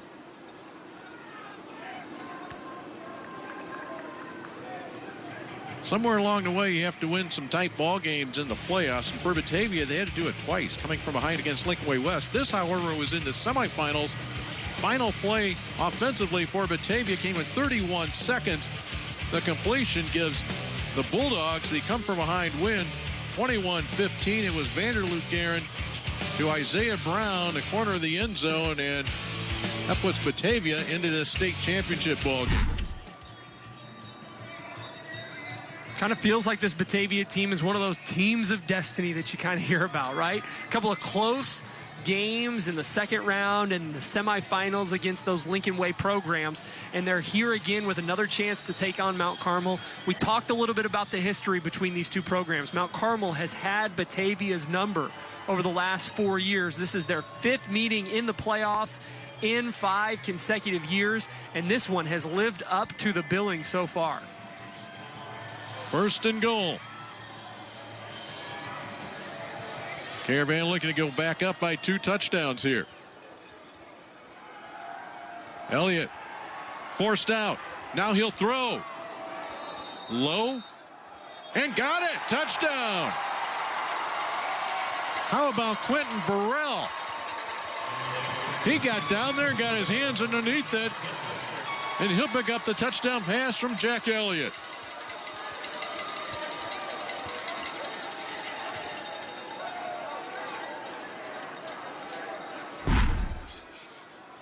What a throw, what a catch. Really nice job here by Burrell to change direction on that play. Looked like he was going with the fade, and then he sees Elliott get flushed out of the pocket. He knows he has to go flat. Elliott does a nice job of putting the ball where only his wide receiver can get to it, and he comes down with a really tough catch. There was not much more than Andrew Collada could have done, as Caleb Peters, or make that Nico Mullen, knocks home the next 5th touchdown of the game right here by Mount Carmel. And that is a catch. What a job by our camera crew. Nice job to get that one there. Unbelievable play by Elliott and Burrell to again go up 2 scores. Well, the question is, with the score 35-21 and every possession except 2, 1 on each side, have resulted in a touchdown. Is this too much time here? Batavia a chance to move down the field with 3:50 to play. There's smiles on that Mount Carmel sideline, however. Every single one of Batavia's drives has been more than 3 minutes and 50 seconds. So they are going to have to pick up the tempo. They've got all 3 timeouts left. But this is a crucial drive for Batavia because, as I mentioned, they get the ball to start the second half. So if they can cut into this lead, even with a field goal, you got to think that the Bulldogs will have some momentum going into halftime, knowing they get the ball to start the 3rd quarter. Big play in that drive was the 41-yard catch by the freshman Marshawn Thornton off the right arm of Jack Elliott. Elliott 8 of 16 for 172 yards and 3 touchdowns in the first half. Come to 13, a little bobble there by Isaiah Brown. Not much room for him to work with.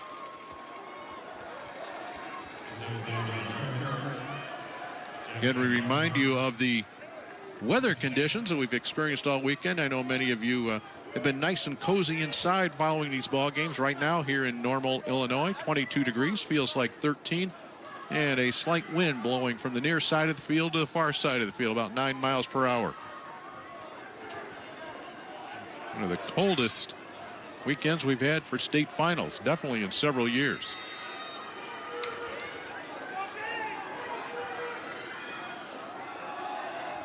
A little handoff in the middle, and there is that interior line you talk about, Chris. There's just nothing doing there. Whitwell is just flipped out of that pile. Yeah, you can't run into Caleb Tucker and Braden Jones too many more times. I mean, those guys, as the game goes on, seems like they get stronger and stronger. And again, I mentioned the 3-man front versus the 4-man front for Mount Carmel. This is where they're comfortable. If they can stay in that 3-man front and protect the run and stay with that 5-man box, they're going to find a lot of success on defense. Vanderloop Guerin was looking short. Now he'll look long. Berggren on the move. Tight coverage, however, and a flag. Maybe too tight from Javi Payne. Well thrown ball by Vanderloop Guerin. Payne, who on an 83-yard kickoff return, may be flagged there. Number 3 in the defense. 15-yard penalty. First down. And another 15-yard penalty sets it up pretty nicely here for Batavia with 3:06 to play.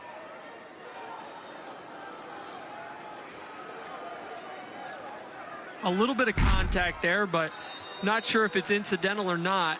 Payne in really good position on that play. Now all the way out to the 35-yard line. Once again, Whitwell runs into Braden Jones.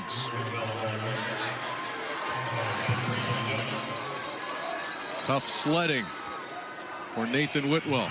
If I was Batavia, I'd start to think about running the ball the other way because, I mean, Braden Jones is just so tough to handle inside. And he's even tougher when you have him on an island against your tackle because we have to keep talking about that freshman nose guard who's eating up 2 or 3 blocks by the guards. It makes those tackles one-on-one. Vanderloop here in the pump. The throw down the right sideline. Ball up for grabs, incomplete.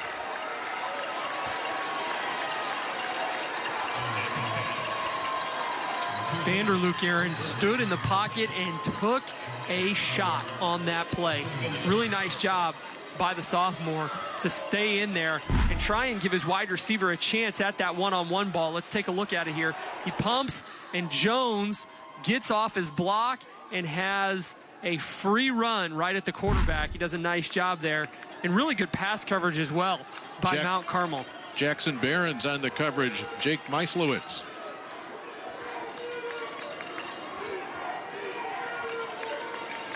Here comes a blitz from Muha. Vanderloop Guerin finds a man across midfield. Mount Carmel sideline not happy because Grayson Kelly was able to come open. 7th third down conversion in the first half for the Batavia Bulldogs. Great job by Vanderloop Guerin to keep that one alive as well as Batavia starts to pick the tempo up. They're 5 wide again.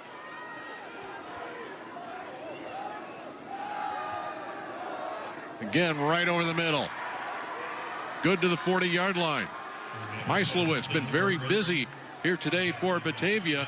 His 4th catch of the day, checked in with 18 receptions coming into this game. And that's the same route he ran on the 3rd down play. I think they were trying to get it to him on that one as well. And that's maybe the 3rd time that he has completed that inside slant to his favorite wide receiver on this drive. Pressure coming. Again, Vanderloop Guerin avoids it. He's got some room. Vanderloop Guerin will scoot out of bounds at about the 30-yard line. Stops the clock with 1:37. Batavia has all 3 timeouts remaining. And they've done a really nice job of managing the clock on this drive. 3 timeouts, 1:37. You got the ball at the 30-yard line of Mount Carmel. You can do just about anything you want here. Still have the inside run as an option. You can complete a ball over the middle and take a timeout if you need to. So it's not like Mount Carmel can just sit in a prevent defense at this point, because Batavia has done a really nice job to get into position here to score right before halftime. On first down, Vanderloop Guerin to the right side, throwing on the run. Pass is incomplete, but a penalty flag is down right at the line of scrimmage.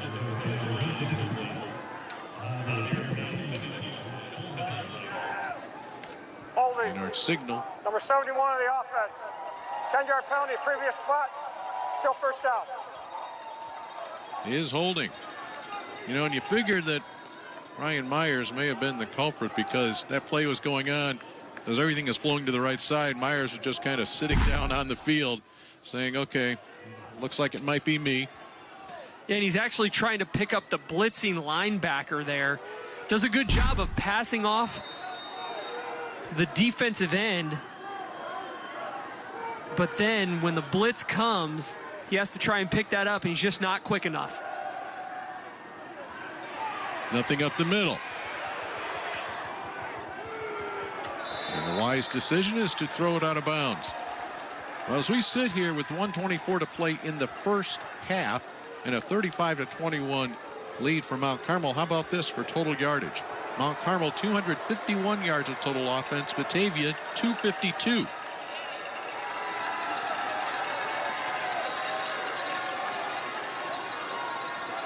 I mean, just incredible numbers. I mean, the way that these offenses have played tonight, it's been something really, really special to see. You always, as a coach, hope that your team plays their best game. Looks like Batavia is going to have to take a timeout. They're not getting out of the huddle fast enough, yeah. But you always, as a coach, Dave, want your team to play their best game on the last weekend of the season. And we've seen some teams so far this weekend that have done exactly that. And we've seen some others that have not played their best game. But I think right now, if you ask both of these teams going into the break, they would both say that they're playing really, really well. I'm sure they want to clean the defensive side up, but you can't ask for much more than what both of these coaches have gotten out of their student athletes on the offensive side of the ball. So Michael Vanderloop here on the football field. We'll take a little break, and then he'll head to the baseball diamond.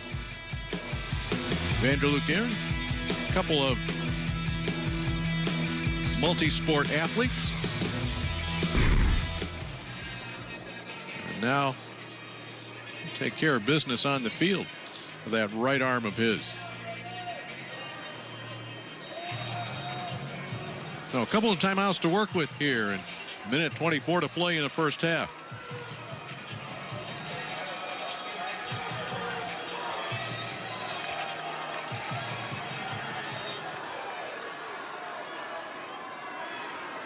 Here, man, coming from the corner. Vanderloop in a room up the middle. He decides to throw, and the catch is made. Oh, my goodness, Jake Meislowitz. What a throw, what a catch. But another penalty flag down. He was really close to the line of scrimmage. Is that what they're going to say, was that he was in front of the line of scrimmage?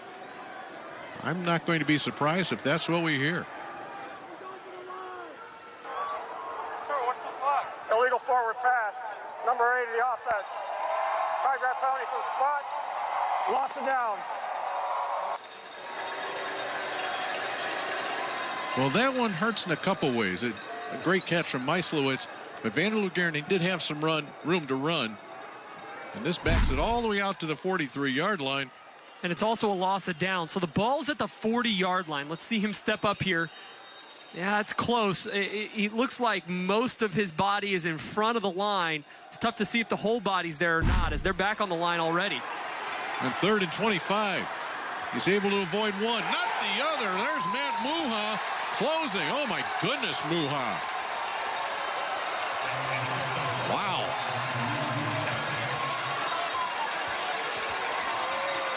And that's a big sack for Mount Carmel. Matt Muha has been all over the football field here tonight for Mount Carmel. He's their leading tackler.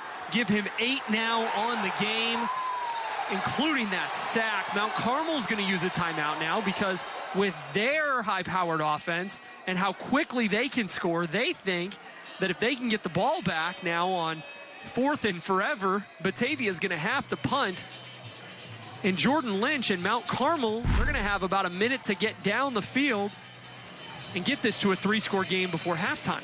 Okay, so that leads to my question. Do you come hard after this punt, or do you say, you know, we've got the type of offense, we can go 70 yards in 66 seconds? Yeah, that's a really good question. If I'm them, I'm trying to set something up. We've been really, really good on special teams so far tonight. You wouldn't want to get too much pressure on this and end up with a silly penalty like a roughing the kicker. So I would say if I'm Mount Carmel, I'm trying to set up some sort of return, get one of my athletes loose. It looks like it's going to be Quentin Burrell who's back deep to return this kick. See if we can't get him a lane to try and get a really good punt return and set up my offense. Isaiah Brown, his first punt went 34 yards. He averages 30 on the season. He has to pick that up off the ground, and his knee went down. I didn't know whether he was able to keep that off the ground, but his knee goes down at the 30-yard line, and that's where Mount Carmel will take over.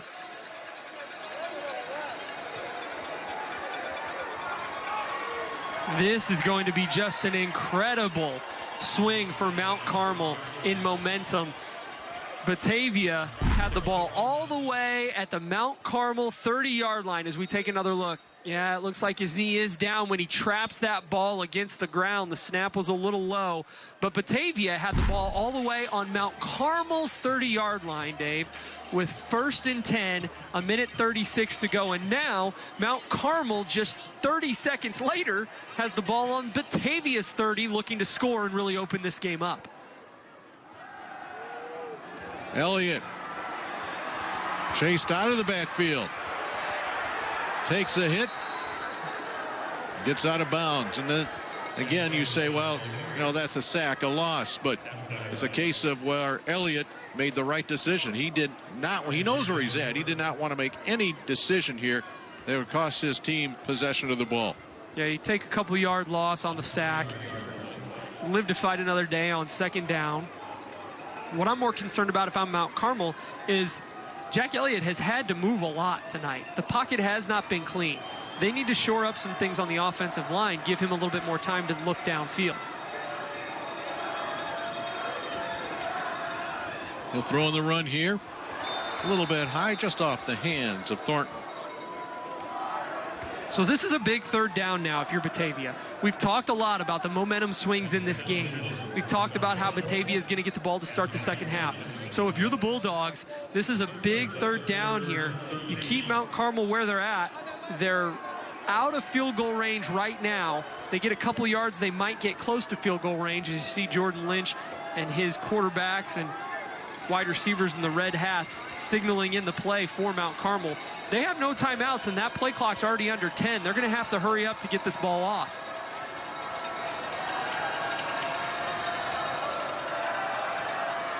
Elliott's going to look to the end zone. Burrell is there. Quentin Burrell, the touchdown reception. 33 yards from Lynch. And from Jordan Lynch tonight, that is his 4th touchdown pass of the evening, and it stretches the lead to 41-21.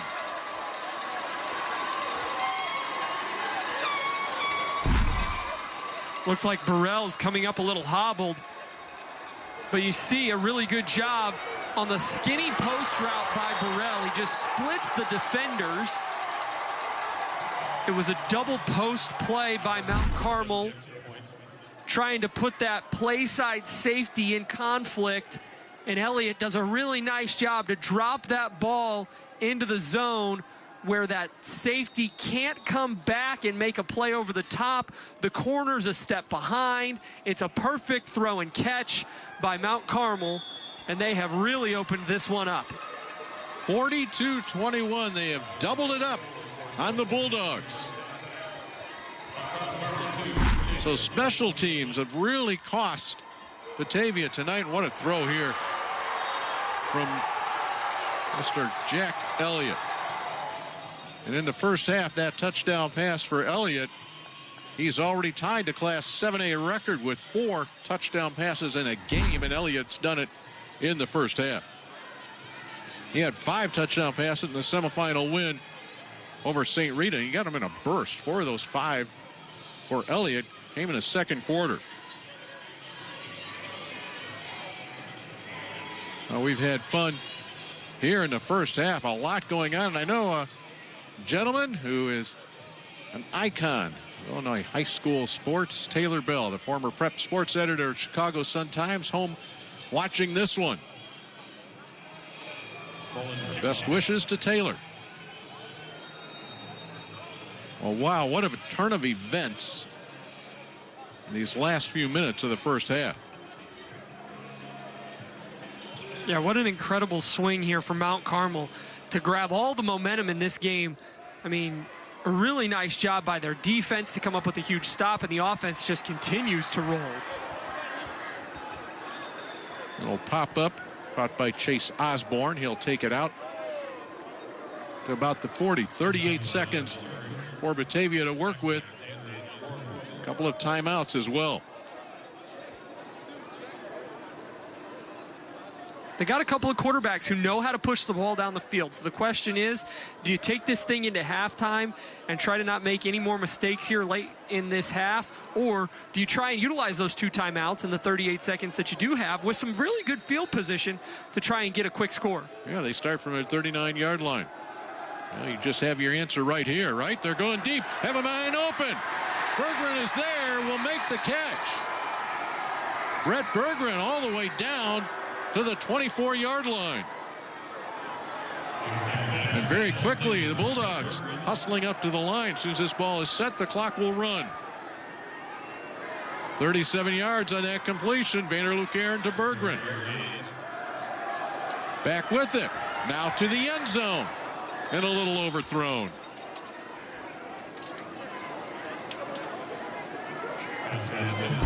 Well, your question was answered very quickly on this one, Chris. Yeah, clearly they like the matchup there with Berggren up against, who is that? Barron's there for Mount Carmel, and they try to go back to him again on the very next play, but Berggren's just gassed after that 37-yard completion.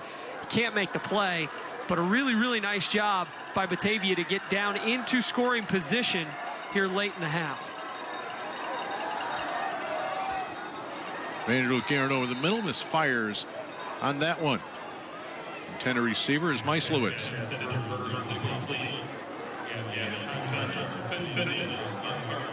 19 seconds left as the Bulldogs look to pull within 2 touchdowns.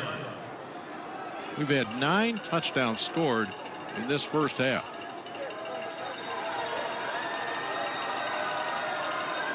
Now looking at a 3rd down and 10.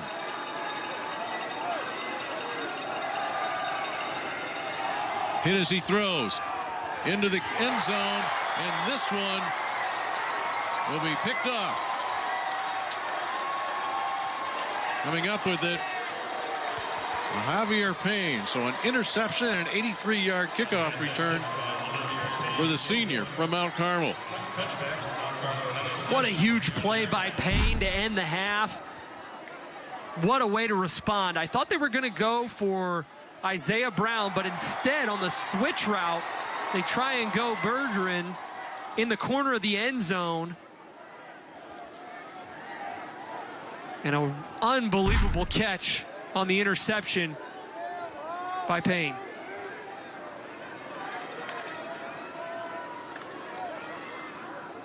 Looking to break one on the ground. Here's Wilson.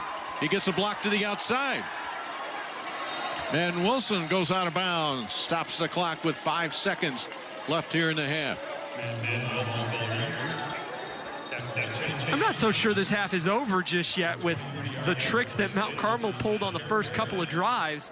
Let's see if they choose to hand the ball off again or if they decide to go for one last score here.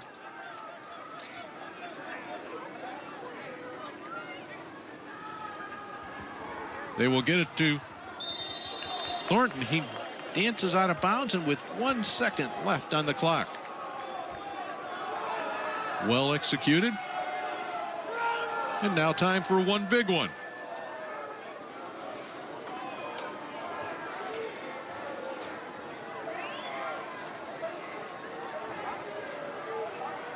Wilson in the backfield along with Elliott. Rushing 3. Elliott cranks, throws, and a bit too long for Burrell. And a penalty flag comes out with 0 showing on the clock. And that's right down there at the 2-yard line. There's some bumping going on down that area.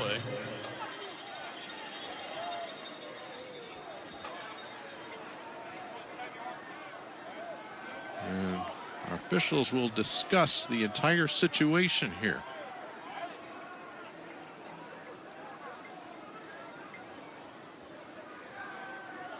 Steve Walliser will tell us about it. Pass interference, defense number 23. 15-yard penalty, that's a first down. We'll have 1 on time down. So the Caravan may not be done yet here in the first half. They're going to say it's pass interference. Yeah, you can see he's got that upfield arm. I can't tell who the player is for Mount Carmel, but it was Burrell, the intended wide receiver. Excuse me, for Batavia. I couldn't see who the defender was for Batavia, but for Mount Carmel, it's Burrell. Well, now, when you're inside the 35, you don't necessarily have to be in that Hail Mary formation. You have a couple of other options if you're Mount Carmel. And Batavia knows that now, so they're going to take a timeout to talk about it.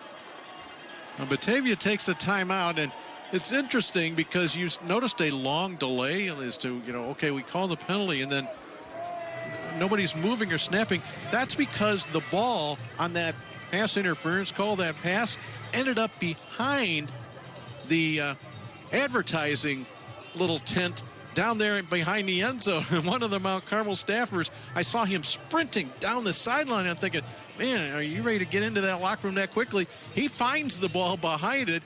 He runs out, and as he's running back, that's when Batavia calls a timeout. But that's also when you got a little chest bump from Jordan Lynch. My guess would have been that he wanted to get into the locker room, because I can't imagine how cold it is down there on the sideline. We're going to hear from Coach down there and Nicole here in just a second once we get this untimed down. But if I was them, I'd be sprinting to the locker room as well. Indeed. All right, so a timeout, a free timeout, if you will, with an untimed down here. Ball sitting at the 33-yard line. There's Matt Holm, the defensive coordinator for Batavia. Final play of the half. Elliott, same direction, looking for Thornton, into the air and knocked away. Marshawn Thornton stretched out, good coverage for Batavia, and that will close out what was a first half that I don't know how many people saw coming. Mount Carmel leading at 42-21. Their last touchdown coming after the misplay on a snap on a punt, and a previous touchdown from Mount Carmel came after a kickoff was muffed. So Caravan quickly jumped down to a 14-0 lead. They have a 3-touchdown advantage right here after one half of play. And just a ton of action so far in this game. And what an incredible job by Mount Carmel to jump out to that 14-0 lead and then maintain it now 42-21 at halftime. Batavia battled back early on. This game was down to a one-score game a couple of different times. But, man, the way Mount Carmel piled it on late. An impressive job by the Caravan in that second quarter. Let's go to Nicole Sedevy. She's on the field right now, the head coach of the Caravan. Thank you. Thank you, Coach. 4 touchdowns for Jack Elliott, over 200 yards passing. He's doing what you expected him to do. What else can this kid unlock in his final 2 quarters as a Caravan? Yeah, he's that sums up Jack's career for us. He's a leader. He's a competitor. He's cheering on the defense. He's making adjustments. He's making calls for us. It's having another coach on the field. I'm sure, I'm going to enjoy these next 2 quarters with him, because it's going to be the last with him. And it's a special player, and he'll go down as one of the best here. You guys will start the half on defense. Batavia has been able to sustain some long drives against you for those 21 points. How do you get them off the field quicker? Yeah, we have to contain our pass lanes. Aren't containing. We're not getting pressure to the quarterback and putting our DBs on an island. We've got to get a little more pressure and stay in our pass lanes and, close the pocket on the quarterback. Thanks, Coach. Thank you. All right, guys, over to you. All right, thank you very much, Nicole. 42-21. We saw so much transpire in the first half between Mount Carmel and Batavia, along with Kenny McReynolds and Edgy Tim O'Halloran. And I'm Marshall Harrison. All right, where do we start, guys? Because a lot of touchdowns were scored. We got to catch our breath. That's the first thing we got to do. That's fair. What do you guys think about the way that Mount Carmel played and the fact that they don't have a big edge in total yards, but scores is a thing? Well, scores are the thing, and I said in the open that, let's face it, that Elliott is the best player in the state of Illinois. 214 yards, 4 touchdowns. He's already set a Class 7A record for touchdowns in the first half. He's shown why he's the best player. Don't forget about the rushing touchdown, too. And a rushing touchdown. Yeah. Is there a definition for chunk plays? Because it's the first half of this for Mount Carmel. No doubt about it. Batavia, they've moved the ball. They've done some good things, but, boy, you just cannot stop those big plays, and it's killing Batavia right now. And you talk about stopping big plays. First, they got to stop stopping themselves. A couple of turnovers, the turnover margin, a big story. We're going to talk about that. We're going to show you the highlights, and there were so many of them, especially when you talk about the special teams. That's all when we come back with halftime. Right now, it is a 42-21 Mount Carmel lead.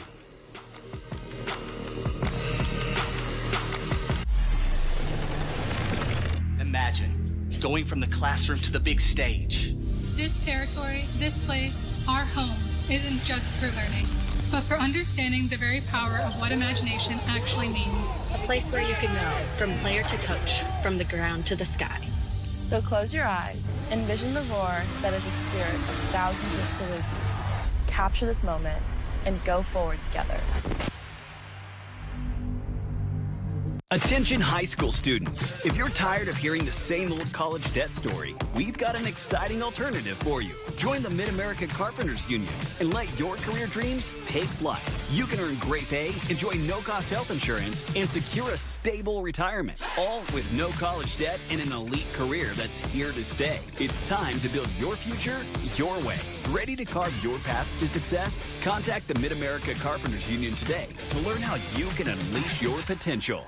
You know what it's like to watch a winning team. Now it's your turn to be a part of one. The Illinois State Police is recruiting for our next cadet classes, and you could be our MVP. Protect the public, help those in need, and make a lasting impact in your community. Our mission, your future, higher purpose, higher pay. Starting pay is at $90,000 with incredible benefits package, including a take-home squad car, tuition reimbursement, paid leave, and more. Join the team that makes a difference. Apply today at IllinoisTrooper.com. All right, let's go. I'll strap for the kids, and you get something for the dog. Sounds good. Let's do this.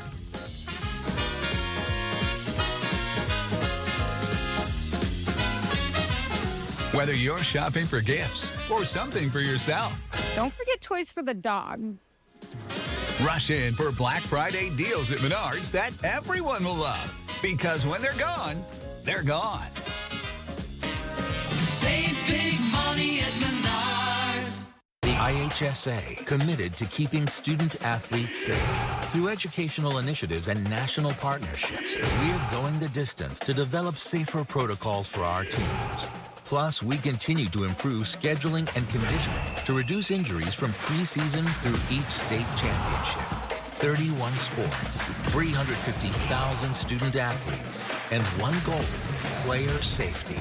The IHSA, the future plays here. Halftime at the 7A state title game where Mount Carmel is trying to pick up their 4th state championship in the last 5 seasons. They are well on their way alongside Kenny McReynolds, Edgy Tim O'Halloran. I'm Marshall Harris. And let's show you exactly how this got to be such a high-scoring affair. It started early. Mount Carmel pulling out all the tricks. It's the end around with the flea flicker on top, and wide open is Xander Gorman in the end zone. Yeah, Gorman's wide open right off the bat. Mount Carmel out of the bag of tricks. And then more tricks. Looks like the same play, but it's not, because this time Jack Elliott says, I got wheels too. Yeah, you know, I'm just going to take it and score. Why not? So, again, terrific run, terrific read by Jack Elliott. 14-0 at that point. Now it's 21-7. Here comes Batavia. Mike Vander Lootgaren, he's got a man. It's Brett Berggren in the back of the end zone. Impressive. Very impressive the way he's running to his right. He throws that ball off of his back foot. But a lot of chunk plays for Jack Elliott. rolling right here, finding Cooper Lehman down the field. A big gain, and there will be more after that. On the run, rolling right, making that pass. Big-time throw by a big-time quarterback. And so there you see, this makes it 28-14. They would add a couple of more scores, 42-21 at the break. And this game, it's crazy because 313 in total yardage for Mount Carmel, 264 Batavia right behind them. But the big thing is the turnovers have been the difference, and also what we saw on special teams, because just when you thought Mount Carmel might be in trouble, Batavia's coming back, you have plays like this. This here is an 84-yard kickoff return from LaJavier Payne. And look at the spin move by Payne. He puts two guys on the turf with that spin move. Then he's off to the races. How about a little high five? Right here. Give me 5. Yeah, that's when you know the play is going right successful. Edgy. Give me 5, I'll take 7. What about the spin move, though? Right here. See, the spin move? There goes. You put him in the spin. You put him in the spin cycle. Everybody goes down, and here he comes down and into your living room. Give me 5. Give me 5. Off to the races. There you go. Mount Carmel in complete control. You take that play right there, you add the muff kickoff at the start of the game, and it's just been too much for Batavia to overcome. Big play, big play, big play. Right. It just continues. You cannot stop the big play from the Caravan. Well, one thing we know, Mount Carmel gives up 21 points a game in the regular season, so Batavia wanted a shootout. They got what they asked for. All right, second half coming your way. It's Batavia trying to make up a 21-point deficit here at Hancock Stadium.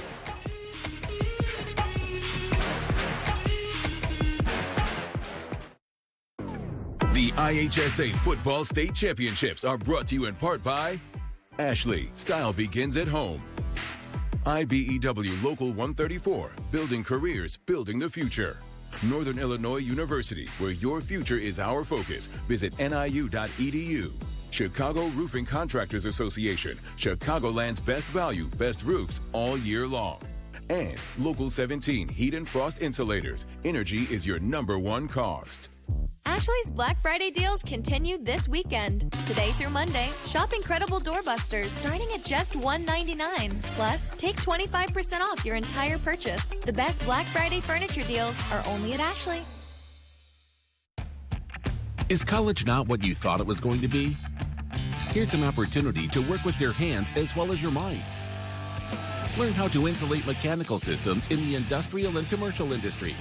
With the Heat and Frost Insulators Local 17, you get to earn while you learn through our apprenticeship program. After 5 years, you'll finish with no debt, money in the bank, and you'll be on your way towards a pension.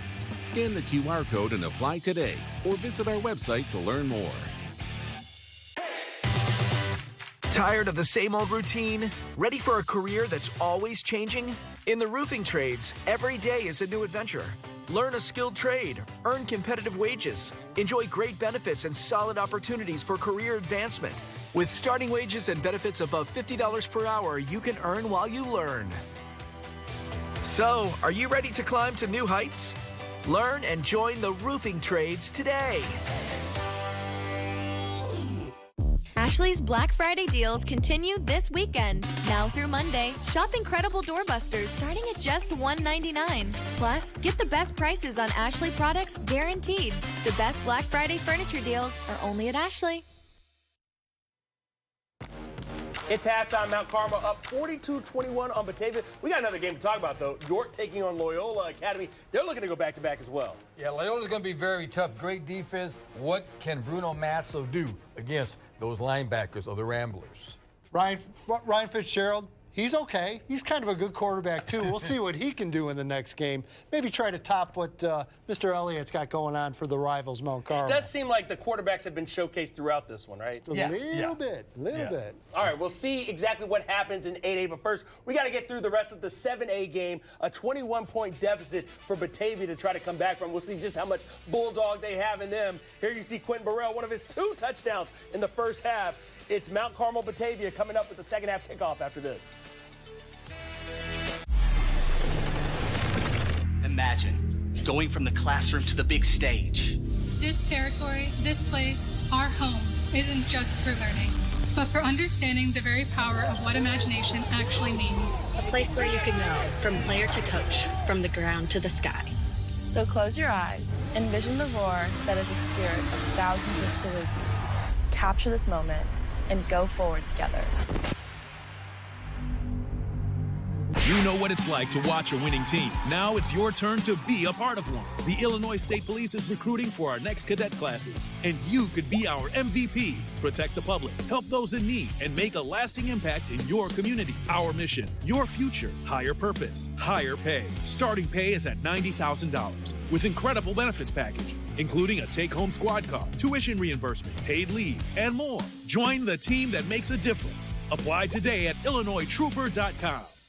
Attention high school students. If you're tired of hearing the same old college debt story, we've got an exciting alternative for you. Join the Mid-America Carpenters Union and let your career dreams take flight. You can earn great pay, enjoy no-cost health insurance, and secure a stable retirement, all with no college debt and an elite career that's here to stay. It's time to build your future your way. Ready to carve your path to success? Contact the Mid-America Carpenters Union today to learn how you can unleash your potential. Back now with the Menards halftime stats. Save big money on all your home improvement needs. Plenty of improvements need to be made on the Batavia side of the football, but they did move the ball, 264 yards of total yardage action compared to 313 for Mount Carmel. Well, time of possession, Mount Carmel only had the ball 7 minutes. That's all they needed, Kenny. They scored 42 points. Kenny, you score in 3 plays. You're not going to have a lot of time of possession. I'll take the quick scores any day. If you're Mount Carmel here, you're just trying to run the clock out? Hey, I'm going to be simple. I'm going to be smart, run the clock out, get my championship trophy, and come back to Chicago. Run the ball, run the ball, run the ball. See, you wanted him to run the ball, but Jack Elliott might have other thoughts. He's already got 4 passing touchdowns. He can run it, too. And he also has a rushing touchdown as well, but he's been able to find his guy many, many times. Meanwhile, on the other side, it's Brett Berggren. He's got a touchdown catch of his own off a beautiful pass there. We'll see if they can add to that total, cut into that 21-point lead. Second half kickoff up next.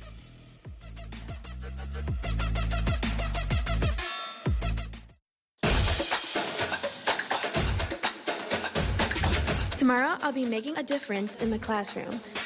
Tonight, I'll be making memories with the dance team. I'm expressing myself with my poetry and with my hands. I'm providing for my patients and for my community. At NIU, you'll go places as unique as you, with the resources and support to get you there. Join us and start writing your story today. On behalf of our 12,000 members, I want to congratulate all the athletes in today's competition. I am Don Finn, the business manager of IBW Local 134, representing the unionized electricians of Chicago and Cook County. Local 134 offers you more than just a job. It offers you a career. Our future is brighter than ever. From building solar fields to constructing data centers to shaping Chicago's skyline. Join the most diverse workforce in the building trades. Building careers, building the future. IBW Local 134. We had such a great experience with Empire, we would recommend it to anyone. Real customers share their stories about Empire today. As a matter of fact, we already have. Customer service and the personal touch was really where it's at. The quality, too, is important to us, and the quality of the flooring was great. I mean, we've had people come in our home and say, wow, this is really beautiful. Where'd you have it done? Empire. 800-588-2300 Empire. Today.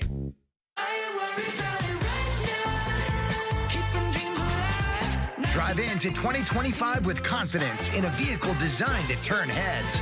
Premium comfort, bold design, and 2 years of limited maintenance included. Plus, with our industry-leading warranty, you're covered for the road ahead. During Mitsubishi's year-end sales event, drive home a 2024 SUV with 0.99% APR. Visit your local Chicago area Mitsubishi retailers today.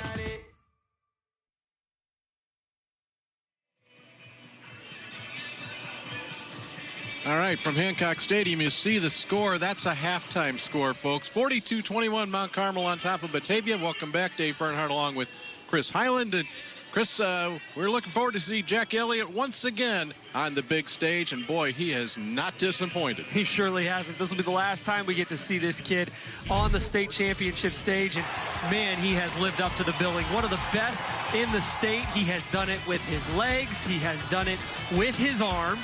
He is under 100 yards away from breaking the 7A record for passing. I mean, he can make plays off schedule. He can make plays from the pocket. He has relied on tremendous wide receivers like this freshman Thornton on a big play there. And then a really, really good job by some of his other wide receivers to come up with some incredible touchdown catches. I mean, this team, they've got everything. And their defense is starting to play a little bit better after they gave up those early 21 points. And Mount Carmel has opened up a really, really big lead here to start the second half. Well, Dennis Perron, the head coach, has some things he has to adjust, and we'll find out what they are right now. Let's go down to Nicole Sedevy. Coach, you have a 21-point deficit to overcome in this second half. Vander Lugarn has gotten a majority of the snaps, and he's playing well. Can we expect to see him taking the snaps again in the second half? Yeah, I think we're going to do a little bit of both. That's what we've done all year. You know, we've had some opportunities. Could have scored there at the end again. Had some kind of strange things happen with some calls. The one call where they said he was over the line, and it was a really big play right there. We were trying to close the gap down to 7 again. And then, and they got that score that, was just really kind of tough. So, but kids are battling. We're going to keep fighting, and we'll see where it's at here in a little bit. Thanks, Coach. Appreciate it. Thank you. Yep, thanks. Back to you guys. Thanks. Dennis Perron, always that positive attitude. Always, his point there in terms of the big call was more so the big situation. And you called it perfectly, Chris. With Batavia getting the ball here to start the second half, that particular possession was absolutely huge to try to put more points on the board. Yeah, he's talking a lot about momentum there. That's what he's talking about. Those big calls happened at very inopportune times for Batavia. As you take a look at the stats there, Batavia was trying to claw their way back into this ball game, and whether it was the pick in the end zone or the call on third down that did bring that successful conversion back, those were huge plays for Batavia. And so the coach knows it. He's got to get his team to rally now. You can see there, they're talking on the sideline. They'll come out ready to play as they get the ball to start the third quarter here. But the question is, how long can you trail Mount Carmel and try and chase points against a team that's this good? Well, they were chasing from the get-go, right? There was a span of 32 seconds when 2 touchdowns were scored by the Caravan, and Batavia found themselves down 14-0. And, let's go back to the offense. Forget about Batavia and, whatever little mistakes they've made. Mount Carmel, when they've had the ball, you saw that just moments ago, 31 plays. Well, 6 of those plays were touchdowns. That's a pretty good percentage when 20% of your plays get into the end zone. Yeah, and for Batavia, they've ran 49 total plays. They have controlled time of possession here against Mount Carmel in this 7A state title game. 16 minutes and 39 seconds is the time of possession for Batavia. So they have held the ball almost 2-1 to the Caravan here. They're 7 of 10 on third down. They've scored twice in the red zone, and they're still down 21 points to one of the best teams in the state. Mount Carmel looking to go back to back to back. A three-peat. They've done that a couple of times in their history, and if Mount Carmel hangs on to this, it will be history, because the Caravan will break a tie for most state championships in IHSA history here in your 50th anniversary of the IHSA football championship. It would be the 16th state title, breaking the tie with Joliet Catholic Academy.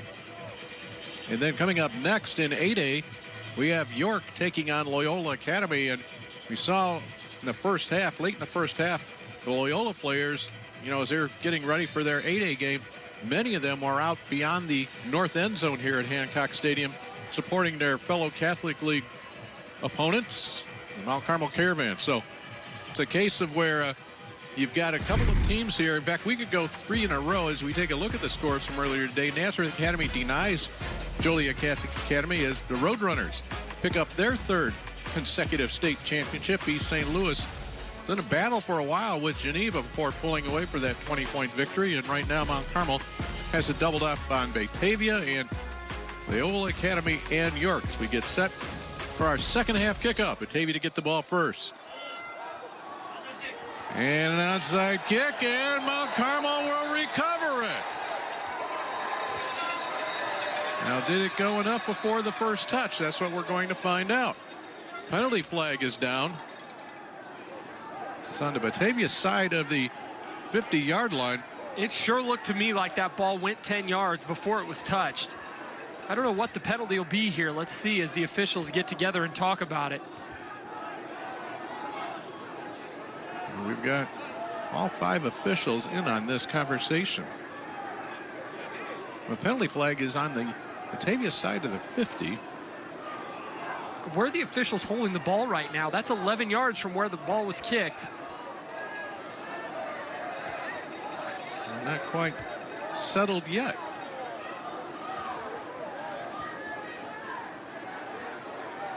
This will be very interesting when we find out what this is all about.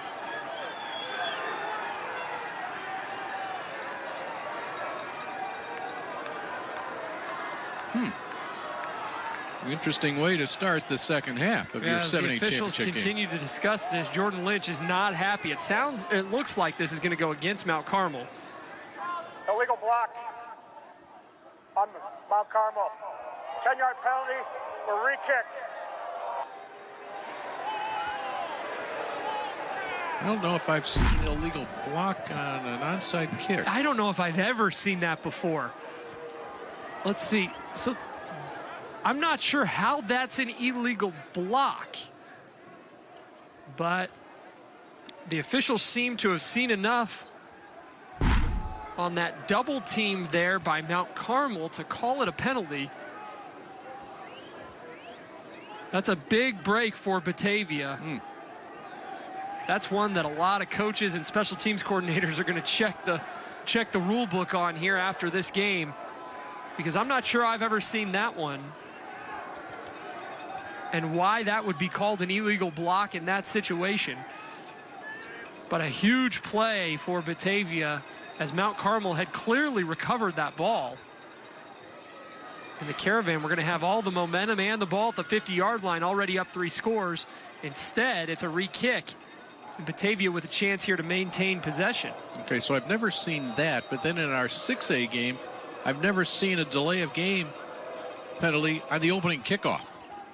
That's what St. Louis committed. They went on to win title. This ball's a live ball till it goes out of bounds. Now, was it touched is the question.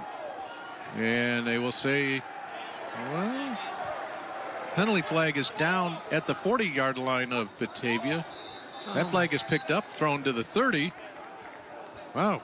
So now, Chris, my head is spinning here. I can't, I can't keep it all straight, Dave. I don't even think the officials can keep it all straight right now. But this is a crucial point in the game because the officials have to try and get control of this thing here as quickly as they can. Dead ball. Personal foul, number 34. 15-yard penalty, first down. That will go against the Bulldogs. But there was another flag, maybe on the sideline. Are we going to say that the ball was kicked out of bounds, or was it touched first? I think it was touched because they're standing at the 12. So now it's going to be, what, half the distance from the 12? Oh, I don't know if he touched it or not. It's tough to tell if he touched it. Boy, but they are going to mark the penalty off from the 12-yard line, and it doesn't look like Batavia is going to give much of an argument here. So we have played exactly 2 seconds in this second half. We've had an onside kick that was denied because of an illegal block. We've had a touch that we're wondering whether it's really touched, then a personal foul call, and the ball ends up at the 6-yard line in a 42-21 game. What a start here to the second half. Well, now the Bulldogs, first down, as they say, working from the shadow of their goalposts.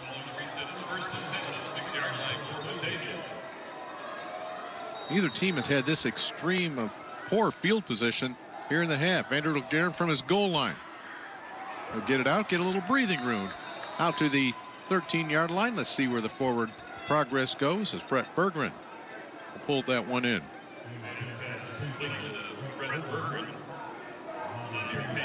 Batavia's gone to 5 different receivers in this game. For Berggren, that's his 5th reception. Yeah, got 7 on first down. Yeah, good job by Berggren, and way to get the ball out of your hands if you're Vanderbilt Guerin. We talked a little bit about that 2-quarterback system. Bodie Anderson started the game. Vanderbilt Guerin is starting the second half for Batavia. They just can't get anything going in the run game against that front 7 of Mount Carmel. But Vanderbilt Guerin has done a really nice job for Batavia. He's got 217 yards passing. He's thrown the ball a lot. He's 18 of 28 so far in this game. Anderson only 1 pass attempt. He was the one that was injured earlier in the season, though, for Batavia. Batavia, 70% third down conversion, 7 of 10 in the first half. This is a very crucial 3 yards they need right here. Here comes Muha. Andrew Guerin gets rid of it in a hurry. I don't know. Let's see where they give it to. I think they may. This is going to be close. I think they're going to say that he has just enough. Zay Brown on the quick inside slant does a nice job of getting exactly what Batavia needs to move the chains. Really big first down. It is a first down. That's crucial. But now with a 3-touchdown lead, you can see Caravan defense getting ready to pin their ears back a little bit here. Yeah, and you and I talked off camera, Dave, during halftime a little bit about, I wouldn't be surprised if they continue to bring pressure, dial up that inside linebacker blitz from Matt Muha. They did it on third down, but Batavia did a nice job of picking it up. To the right side. Positive yardage. Completion to Isaiah Brown. Let's check in once again with Nicole down on the field. Well, guys, you might have seen Quinton Burrell babying his left foot a little bit towards the end of the first half there. He took his cleat off before the half ended. He was looking at his toe. He had a lot of pain on his face, so was a little unsure what was going to happen when he came back out for the second half. But his helmet is on, and the trainers say he is good to go. All right, very good. Thank you very much, Nicole. And Carmel could use a fellow that has caught a couple of touchdown passes out of his 3 receptions. Grayson Kelly once again from the Wildcat will set up another third down. Third and about a yard. Batavia going with that jumbo package again. They only run a couple of plays out of this full house. Mount Carmel's able to get a substitution in, so they go to a 4-man front.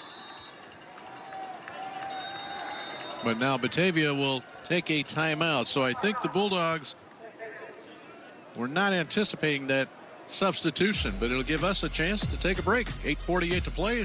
Start here to the second half. 42-21, our score. Mount Carmel on top for the Bulldogs. Ashley's Black Friday deals continue this weekend. Today through Monday, shop incredible doorbusters starting at just $1.99. Plus, take 25% off your entire purchase. The best Black Friday furniture deals are only at Ashley. Is college not what you thought it was going to be? Here's an opportunity to work with your hands as well as your mind. Learn how to insulate mechanical systems in the industrial and commercial industries. With the Heat and Frost Insulators Local 17, you get to earn while you learn through our apprenticeship program. After 5 years, you'll finish with no debt, money in the bank, and you'll be on your way towards a pension. Scan the QR code and apply today, or visit our website to learn more. Ashley's Black Friday deals continue this weekend. Now through Monday, shop incredible doorbusters starting at just $1.99. Plus, get the best prices on Ashley products guaranteed. The best Black Friday furniture deals are only at Ashley.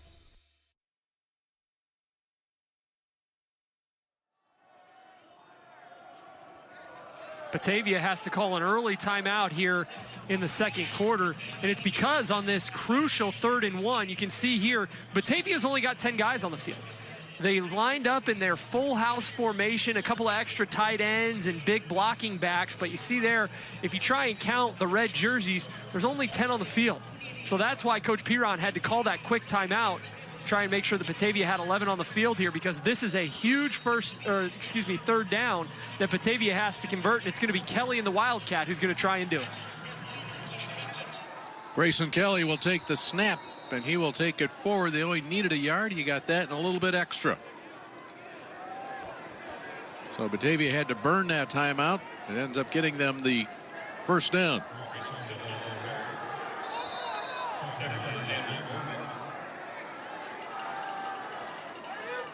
A little confusion there if you look at Kelly, number 7, Isaiah Brown.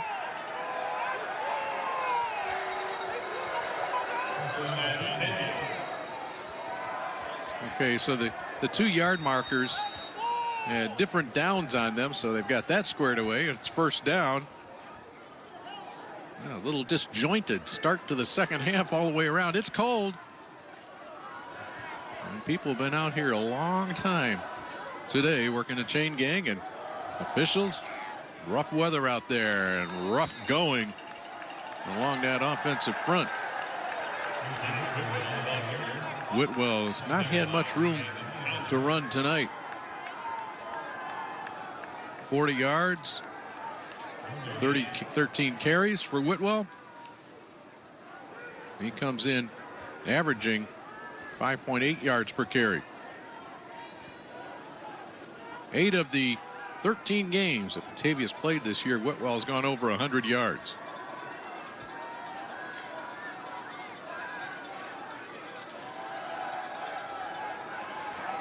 Over the middle. And either looking for an empty space or a little bit mixed up in patterns, but it's going to be third down and long. Yeah, he was looking for Isaiah Brown on that play. They run a little bit of a crossing route on the outside where Brown is on the post route. But what's impressive about this Mount Carmel defense right now is the pressure they're starting to get on Batavia and Vanderluke Aaron. He wasn't able to step into that throw, had to throw it off of his back foot, and that's why that ball sailed high on him. Brings up a big third down. Looking for 9 yards. Looking to the right side, and there is Brown. Can't handle it. A really good timing route there. Again, Brown just not enough arm strength to get that ball all the way to the opposite sideline from the left hash. This is a really tough throw to make for a young kid outside the opposite numbers. He underthrows it a little bit. Brown tries to come back to it, just can't get his hands under it. And Batavia forced to punt. But a really good timing play there. They had a little bit of cushion. We'll see if they go back to that on their next offensive possession. Brought the ball out from their 6-yard line. This time a good snap. Good kick. Cooper Lehman rolled down immediately. Good work on the kick coverage for Batavia specifically. That was Andrew Collada. About 5 minutes gone here in the third quarter and a 3-touchdown lead for the Caravan. Every year, the Whiffles family celebrates the season the best way they know how. And every year, they add a little something new. After all this time, you'd think all that extra work put into every last detail would get old. Well, think again. Whiffles Hybrids. Season's greetings from our U.S. farm family to yours.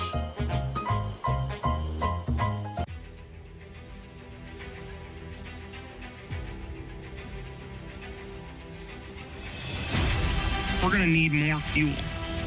A renewable way to get that fuel instead of relying on foreign countries for petroleum, we can just grow our own fuel. Our fields are literally full of energy.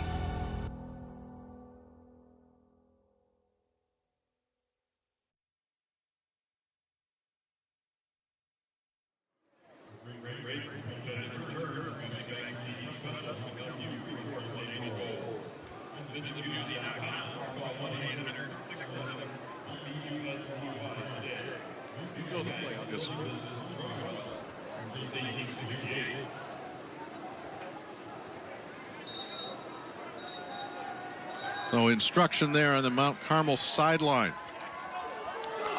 Yeah, you see Matt Muha, number 41, firing up his crew. Difference in average yards per play tonight. Mount Carmel 10.1 as they get their first offensive possession in the second half. Batavia at 4.9 yards per play. But good field position here for the Caravan at the 38.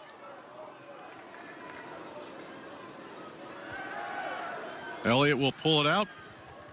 He'll throw it to Lehman, looks for a block, got one of them, and he'll get about a 5-6 yard pickup on first down. That's the new age version of the triple option there, Dave, where you give that inside run look You can run inside with your tailback. Your quarterback's able to try and get to the edge. And then you've got that wide receiver duo standing out there, one of them blocking, one of them just waiting for the screenplay. If the quarterback gets stops, he just flips it out there. That's what they did there for that 6-yard gain. There's your quarterback draw. And there's room for Elliott. Still in the move. He's going to angle to the 30. Elliott accelerating inside the 20-yard line.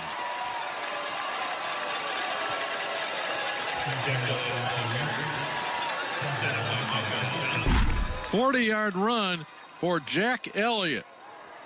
And he's coming right at you into your living room on the quarterback draw. Jake Elliott, good job tucking the ball away there. Almost gets caught from behind and might have gotten it poked out, but a very, very smart play by the senior quarterback to tuck that ball away. Mount Carmel cooking again inside the Batavia red zone. Elliott now 307 yards of total offense, and he has a first down inside the 20. Looking for more offense. He's got it. Complete to the 10, to the 5, and scampering into the end zone. Stephen Winkler, the tight end, with the score for 17 yards.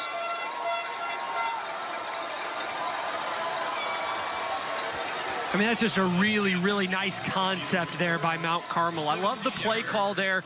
As you saw, the tight end was in motion. And then they're going to kick it out to him after he gets past Cooper Lehman. And Lehman, who was one of the split-out wide receivers, is already throwing a block on the screen play. So it's a little bit of a different variation of a bubble screen. And it's a really, really nice formation and play call there to confuse the Batavia defense, as Mount Carmel's going to go for 2 here. Elliott will take that snap, makes a one-handed grab. Interesting choice, says incomplete, and so we sit at a 48-21 lead for Mount Carmel. Number 9 right there, Jack Elliott, his 5th touchdown pass of the night. And those 5 touchdowns coming on just 12 completions. Mount Carmel hits that 48-point mark, and we've got some records after that. Here's a look back at the touchdown. Yeah, you see the tight end go in motion. He's going to go past Lehman. And then as soon as he gets past Lehman, they know to snap the football. And it's just a little wide screen there. Really nice job by Lehman to throw that first block. And then the tight end does the rest by making a couple of guys miss. Winkler gets into the end zone. Nice job there by Mount Carmel to open this thing up again. Well, on that one play you just saw, we just picked up 3 Class 7A records. The 5 touchdown passes from Elliott is a 7A record for touchdown passes. The 48 points scored by Mount Carmel is the most scored by a single team in a Class 7A game, and you add them all up, 69 points. That is the most combined points we have had in a 7A championship game. All of that on one play.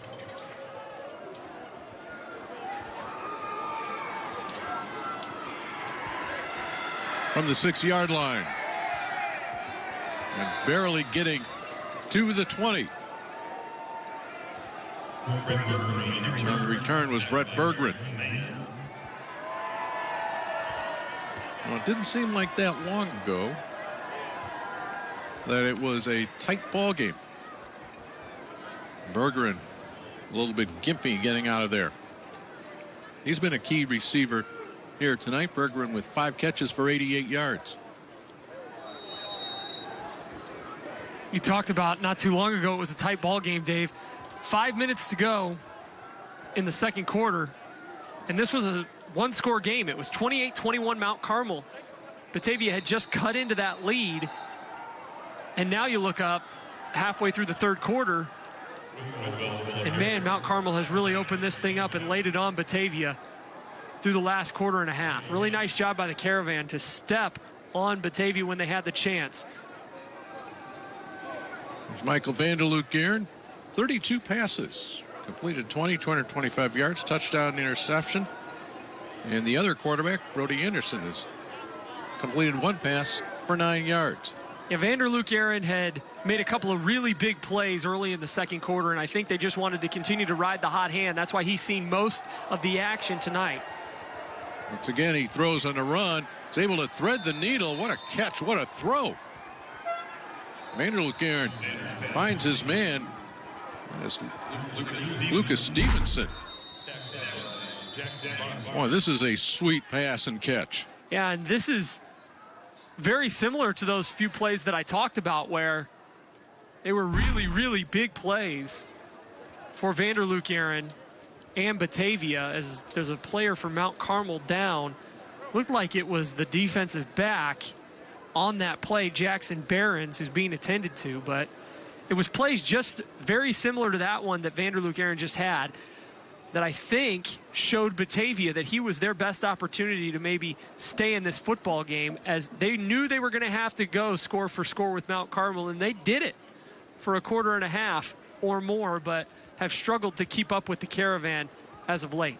Now you take a look as far as points are scored for Mount Carmel. They scored 7 points in the last regular season game against a team we will see coming up next. That's Loyola Academy. But how about the playoffs? 56 points, 48, 49, 43, and with 5:15 to play in the third quarter, 48 points in the state championship game.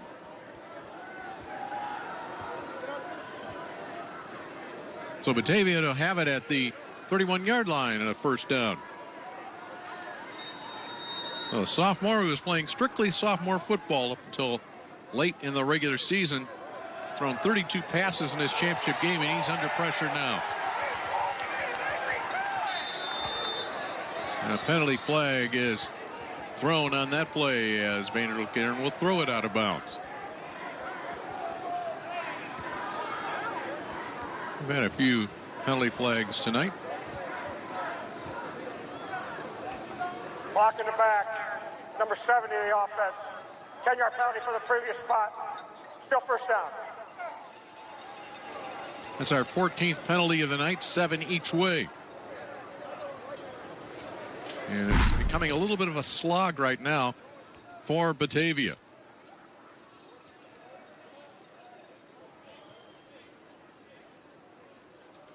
It's the block in the back.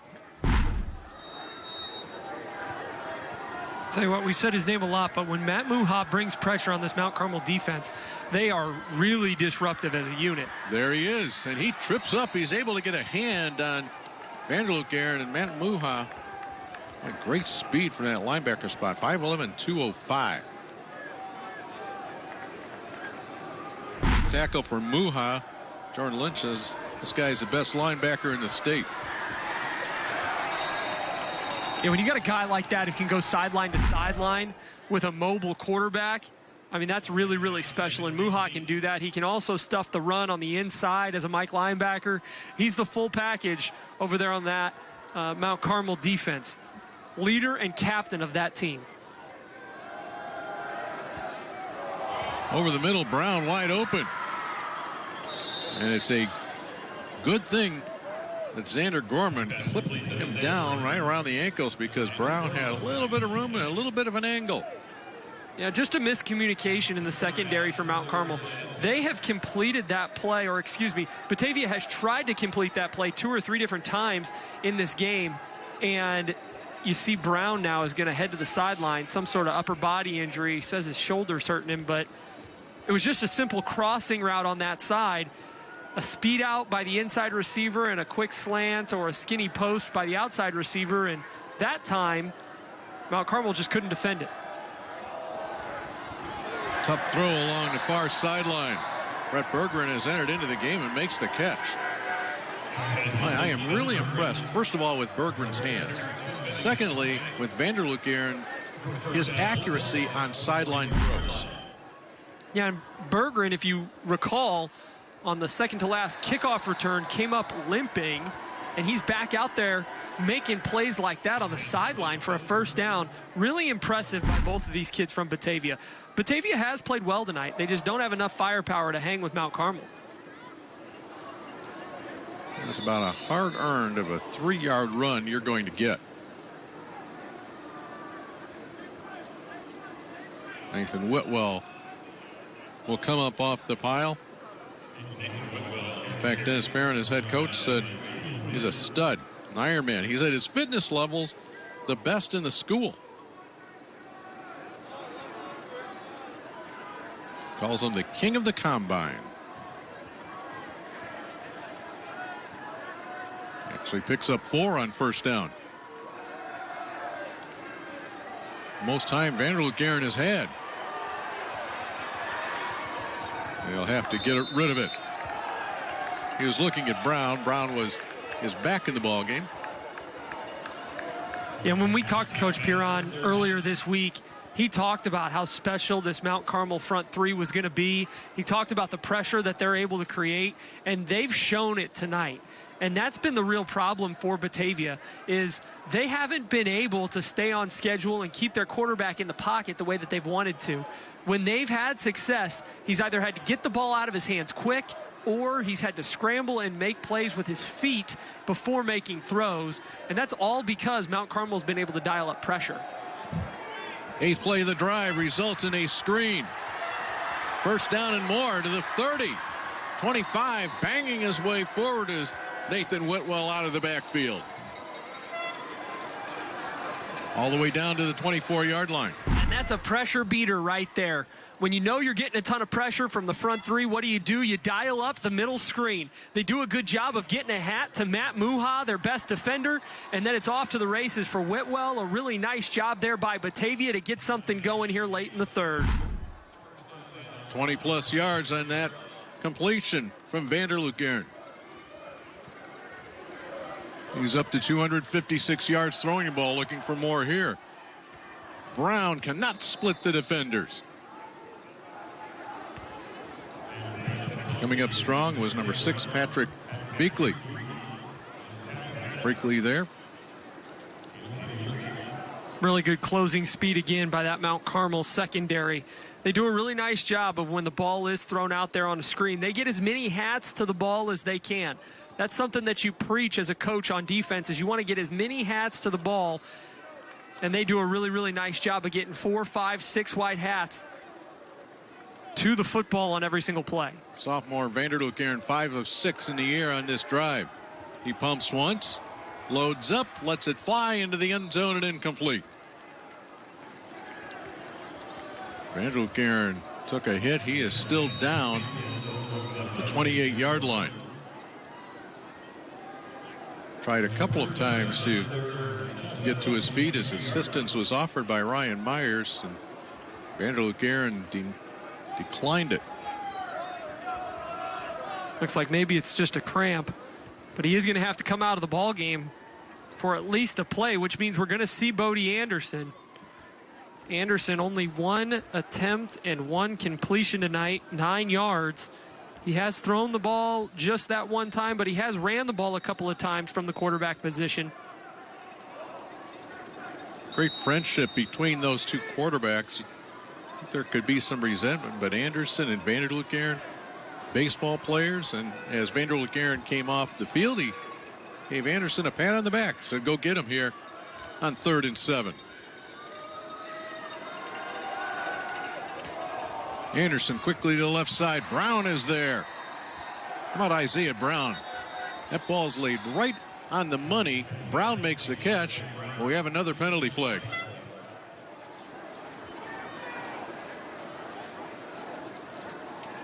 We'll see, that would have been Brown's 10th catch. Number 61 of the offense.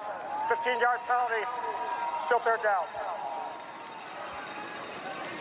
This is the 7th game of our 2 days here, and I believe, having watched most of every game, that this may be a record for personal foul penalties in a state finals. Well, and that's a big one, too, because it's not a dead ball personal foul, so it was something that happened during the play as he's going to come out of the ball game. So it happened during the play, which means that it wipes out the 3rd down conversion from Anderson to Brown. And at least that's what I believe, but the officials are having a conversation here. They seem to be confused on whether it was a dead ball foul or if it was during play. Well, I did not see the flag come out or when the flag came out. They're going to walk this back. They're going to keep walking it back. So they're going to say it's during the play, which means it is going to be 3rd down still. I mean, just a huge drive-killing penalty for Batavia. Now, they still have a chance to get this, but there's not a call on the play sheet for 3rd and 25. Let's see how Anderson creates. And that was a tough spot right there. He just ran in to Joey Quinn. Boy, we have mentioned Quinn's name several times. Caleb Tucker was in the middle of that. This feels very similar to that second to last drive that Batavia had in the first half, Dave, where they got all the way down to the 30, and then it ended up being 4th and forever, and then they took a knee on the punt, which gave Mount Carmel great field position. Very similar here. They are going to, it looks like, go for it now on 4th down, which I think you have to. Right. Being down 4 scores. Here comes the blitz with Vanderloop Aaron back into the ball game. He's going to have to throw it, but a penalty flag is thrown behind him. Vanderloop Aaron on the move. And as Vanderloop Aaron was leaving a pocket, the penalty flag was thrown. Really have not gotten into a rhythm of this game here in the third quarter. Holding, number 54, offense. Yeah, well short of the first down if they decline the penalty. With the way that the half started, yeah, they are going to decline it. With the way that the half started with a couple of penalties, the surprise onside kick that gets called back, you're right. I mean, it just seems like the whole thing has been very disjointed. The only thing that really had any type of rhythm or flow to it was the Mount Carmel offense when they touched the football that one time. They'll get it back here at the 24-yard line with 35 seconds to play in the third. And you can see that frustration spilling over kind of on the Batavia sideline. You see Coach Piron unhappy with how the third quarter has gone for his Bulldogs. Elliott's able to stay alive and stay in his feet. Takes a hit, keeps on moving. Micah Johnson gave him a pop, but Elliott stayed on his feet. The clock will stop with Elliott going out of bounds. Only one touchdown here in this quarter. That's when Stephen Winkler caught a 17-yard touchdown pass from Elliott. That was after 9 touchdowns in the first half. Taylor in the backfield behind Elliott.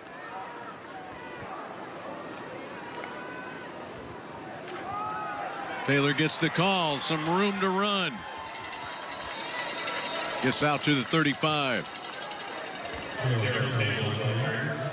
This is when, if you're Mount Carmel, as you head into the fourth quarter, you want to start to lean on that big offensive line that you've got and that strong back in Taylor in the backfield. They're going to take this to the fourth quarter, but I wouldn't be surprised if Mount Carmel continues to lean on those guys for the last 12 minutes here to ice this game away. So the one touchdown scored by the Caravan, enough to push them out to a 27-point lead as we play 3 quarters here in your Class 7A championship game. Mount Carmel looking for a three-peat.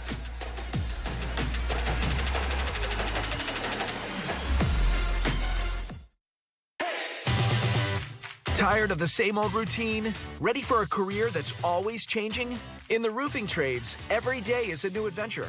Learn a skilled trade, earn competitive wages, enjoy great benefits and solid opportunities for career advancement. With starting wages and benefits above $50 per hour, you can earn while you learn. So, are you ready to climb to new heights? Learn and join the roofing trades today. On behalf of our 12,000 members, I want to congratulate all the athletes in today's competition.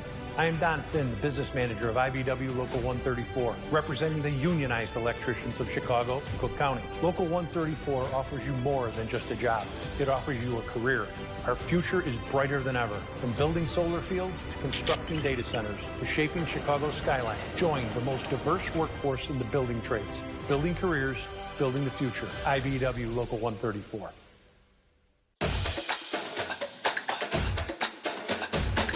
Tomorrow, I'll be making a difference in the classroom. Tonight, I'll be making memories with the dance team. I'm expressing myself with my poetry and with my hands. I'm providing for my patients and for my community. At NIU, you'll go places as unique as you, with the resources and support to get you there. Join us and start writing your story today. Is college not what you thought it was going to be? Here's an opportunity to work with your hands as well as your mind. Learn how to insulate mechanical systems in the industrial and commercial industries. With the Heat and Frost Insulators Local 17, you get to earn while you learn through our apprenticeship program. After 5 years, you'll finish with no debt, money in the bank, and you'll be on your way towards a pension. Scan the QR code and apply today, or visit our website to learn more.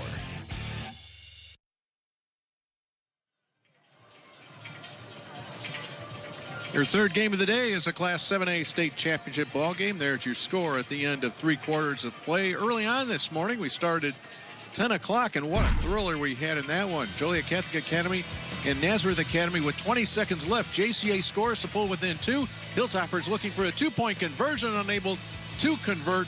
And with that, JCA denied a chance for its 16th state championship, but Nazareth Academy wins its 3rd in a row under head coach Tim Rackey, and that's how the day started. The state champs in Class 5A.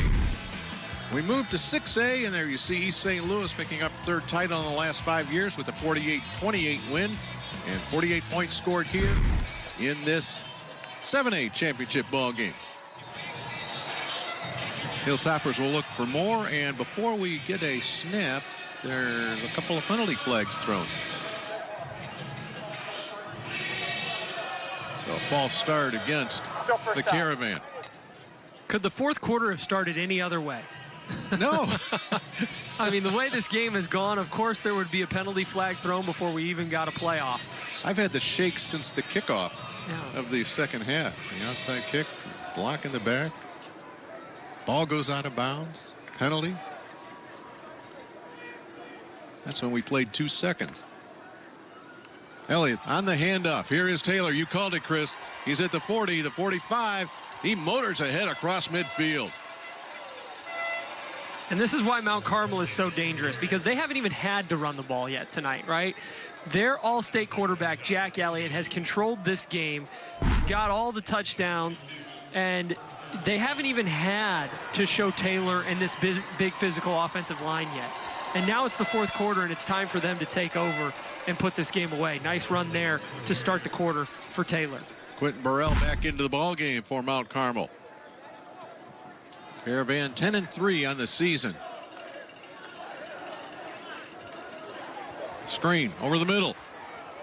Excellent job defensively by Batavia. But look at the power going forward inside the 40. That looked like it was going to be a gain of 1 or 2, and Taylor turns it into a gain of 9. Nice job keeping the legs moving there for the tailback. And Dave, this stat that I'm about to tell you just goes to show that one stat can't tell the whole story for a football game. But Batavia has controlled time of possession today, 27 minutes to 8.5 minutes for Mount Carmel. 27 minutes. Batavia held the ball for 10 minutes and 10 seconds in the third quarter and didn't score. So is that one of these good news, bad news things? Or Well, is it just goes to show that, I mean, Batavia has really done a nice job on offense of controlling the football and moving down the field against Mount Carmel, but it's been bend but don't break for the Caravan defense, especially in the last quarter and a half here. They've done a really nice job against Batavia to hold them out of the end zone. And for Mount Carmel, it's been their big play offense that has gotten them to this 27-point lead. Spinning to his left. Throwing as he moves. There's Lehman. He will make the catch. Good enough for a first down. Well, we've seen Jack Elliott make just about every throw, right? Rolling to his right, rolling to his left. But what did he do there? Squared his shoulders up. Found Lehman. And with that, the ball inside the 30. You're right, Dave. Good job of getting downhill on that roll to his left. That's a really tough throw for a quarterback to make, especially a high school quarterback. And you can see Elliott does it with ease. Now he looks right. There's Lehman again. Cooper Lehman inside the 10. Still on his feet. Fights down to the 4-yard line. Cooper Lehman headed to Western Michigan University. 23-yard pickup, the first and goal. Cooper Lehman making men miss. He comes up a little bit hobbled here. I don't know if he's going to have to come out of the game or not, but he's still hobbling around. They're going to keep him in the game, but a really nice job here. Shows off his quickness after he gets this football in his hands, making men miss and getting down inside the 5. Really nice job. As they're in the Wildcat now, it's Muha. Muha into the end zone. And an interception. Wow. So Man Muha comes in. You would think the linebacker may be just running it right up the gut. He's looking to throw a touchdown pass, but instead an interception. So Elliott was still in the game, and Muha comes in, and Elliott's lined up at a tight end here. They're trying to throw the ball to Elliott. Muha, it's a little jump pass, reminiscent of Tim Tebow, mid-2000s Florida, right? They try and put 2 tight ends in the game, make it look like they are trying to score with Muha, and he tries to give the touch pass. It's going to be Batavia ball coming out of the break.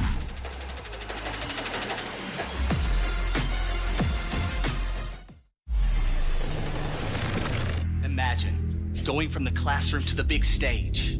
This territory, this place, our home, isn't just for learning, but for understanding the very power of what imagination actually means. A place where you can go from player to coach, from the ground to the sky. So close your eyes, envision the roar that is a spirit of thousands of Salukis. Capture this moment and go forward together. All right, let's go. I'll strap for the kids and you get something for the dog. Sounds good. Let's do this.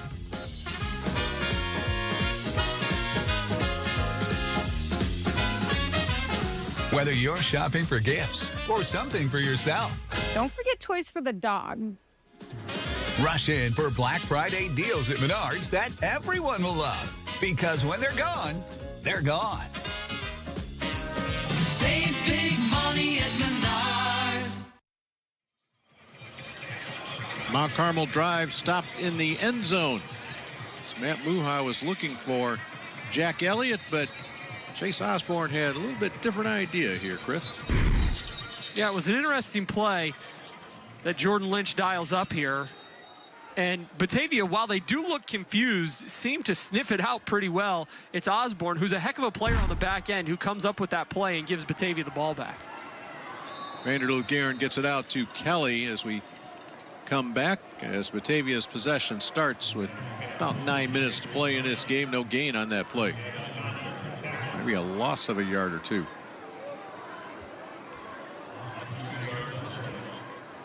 Grayson Kelly's been all over the field. Junior, he'll be back. Alongside number 8 there. Vanderloo Guerin, a sophomore. Here comes pressure again. Able to step forward and get out to the 22-yard line. It'll be 3rd down and long. We've started to talk a lot, Dave, about this Mount Carmel defense and how well they've played over the last quarter and a half. The last time Batavia saw the end zone was that 5:14 mark of the second quarter. And that ball is slung. Nice grab. Again, Vanderloo Guerin into traffic. Lucas Stevenson makes his second catch of the night.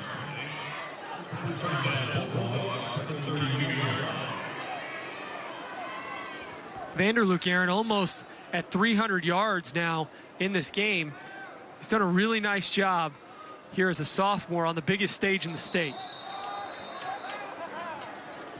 Yeah, illegal procedure call will back it up 5 yards. He'll have to work a little more. Well, if you take a look, if you just showed up here.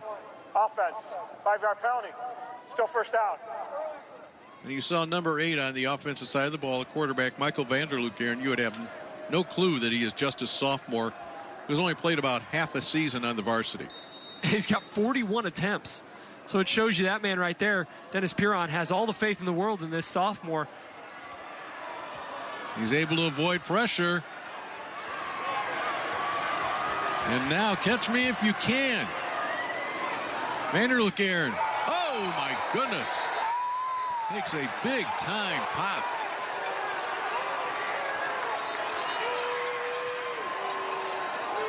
And penalty flags once again. Stephen Winkler got a good one in on Vanderlook Aaron. Personal foul, face mask on the defense. 15-yard penalty from the end of the run. First down.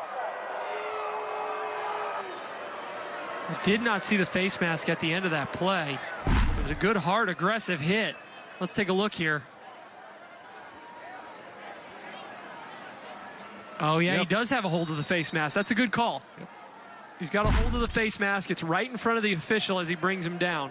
It's a really good call and an unbelievable play by Luke. Oh, no. And Anderson will be down right there. Yeah, that was Vanderlook Aaron on the play before. He did a really nice job to get all the way back to the original line of scrimmage after scrambling for about 80 yards behind the line of scrimmage. Anderson there with a tough play as he steps just on his own shoelace there. It's going to make it second and very long for Batavia. The second half is a completely different tone than our first half. We had 9 touchdowns scored in the first half. We went back and forth 6 times. These teams traded touchdowns. Vanderlook Aaron's back in. The screen will get a yard or 2. Whitwell on the receiving end of that pass. Coming up, Loyola Academy against York. Those two teams played last year in the semifinals. Loyola come away victors en route to their second state championship in succession. That should be a really good game in 8A. Two big physical teams. We've had a really good game here in 7A as well. It's been a nice day of football here at Hancock Stadium. So that one, the nightcap, should be an exciting one as we close out the season. And that one is narrowly picked off as, once again, Javi Payne in the middle of everything. He read the eyes of the quarterback really well there, broke well on that football to bring up 4th down for Batavia. Great job by Isaiah Brown, turning from wide receiver to defensive back to break up this pass, actually. Really good play there. You see him break on the ball. Nice job. Go up and get it. And Brown's actually the one that saves that one from probably going all the way back to the house for a pick 6. Bulldogs to go forward here on 4th and 16 with 6.5 minutes to play in this 7A championship game.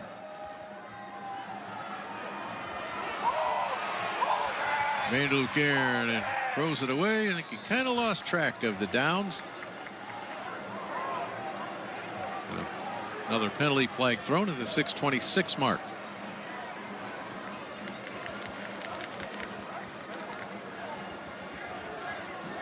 And here's our call. Holding 71 of the offense. The penalties decline. First down. Oh, first down. First down. Whitehead has gotten a lot of screen time here tonight.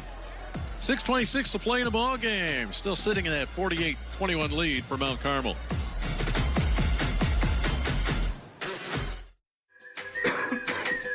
Coughing and throat feeling sore? We've got medication to get you out the door. Earache, pink eye, bug bite, or rash? Our wonderful staff will treat you in a flash. What about sprains, strains, and minor fractures too? Don't worry. Our x-rays reveal what's hidden from view. Need care after 9, 10, or 11? Our virtual care's got you 24/7. OSF on-call urgent care. In person or virtual. We're always there.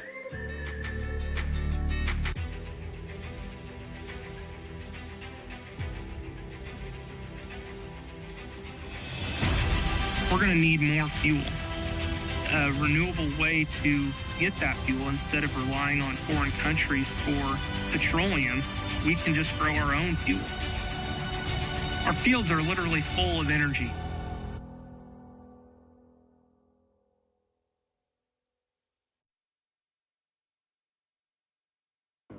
The IHSA Football State Championships are brought to you in part by Country Financial. Worry less and feel more confident with insurance designed to meet your specific needs. Visit countryfinancial.com to experience more today.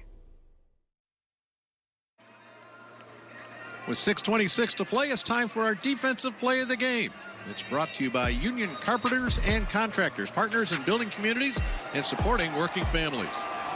Well, just when we thought that Batavia had a chance to cut into that lead right before halftime, Javi Payne comes up with the big play for the Caravan in the end zone. That was with just a few minutes before we went to the break. Mount Carmel put 2 more scores on the board and have not looked back since, and it was all after that pick by Javi Payne. Payne, not only the interception, but an 83-yard kickoff return for a touchdown. Elliott still on his feet. To the 15, he'll drag a man down near the 12. Jack Elliott tonight has thrown for 277 yards. And that run should put him over the 100-yard mark rushing. 19 on that, give him 110 on the ground. I mean, he's just a special, special talent. Coach Lynch talked about his leadership, talked about how this is Jack Elliott's team. He runs the offense, and man, he sure has run it really well tonight. Taylor looks to bounce to the outside. Brought down. Nice tackle there back there by Cayley. I've been told there's a penalty flag on the field. Well, we go about, they're penalties, right? Period. They're penalties. 14. 10-yard penalty, still first down. And that will walk it back. But it feels like if you go 3 plays without a penalty, it's really a major accomplishment in this game. We can absolutely look it up. I don't know. We've got some great stat guys here with us on the broadcast, and they've been telling us about all these penalties. I don't know how many plays that we've run today, but I think you're right, Dave. There's probably been a penalty on 30% of the plays that we've run today. Taylor will look to get a block to the outside. Waits for it. And that will allow Batavia to close him down. 30% of plays with penalties. It's got to be close to that. I don't know the number, but holy cow.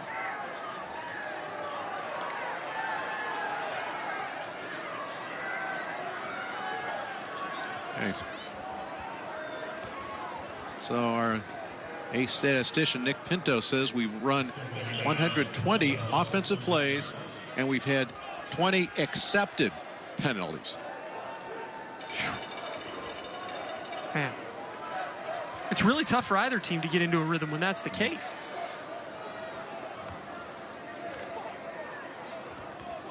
Here comes to the near side, and Batavia right there. And who is that stopping that play? Chase Osborne. He had that contained. That's a film study right there for Chase Osborne, number 20. Yeah, and he's making that play all the way from his safety position. And he's all over the field for Batavia. 9th tackle of the night for Osborne. His defensive coordinator, Matt Holm, calls him, he's a little man's hero. Yeah, and Coach Piron earlier called him our own little Batavia Bulldog. is what he called him. He said we're going to see him all over the field, and I tell you what, he's lived up to the billing on the Batavia side tonight as well. He has played a tremendous state title game for Batavia. Elliott looking into the end zone. Taylor is there. Did he get a foot in bounds? And yes, indeed, touchdown. Elliott, his 6th touchdown pass of the night. It goes for 15 yards to Danielle Taylor.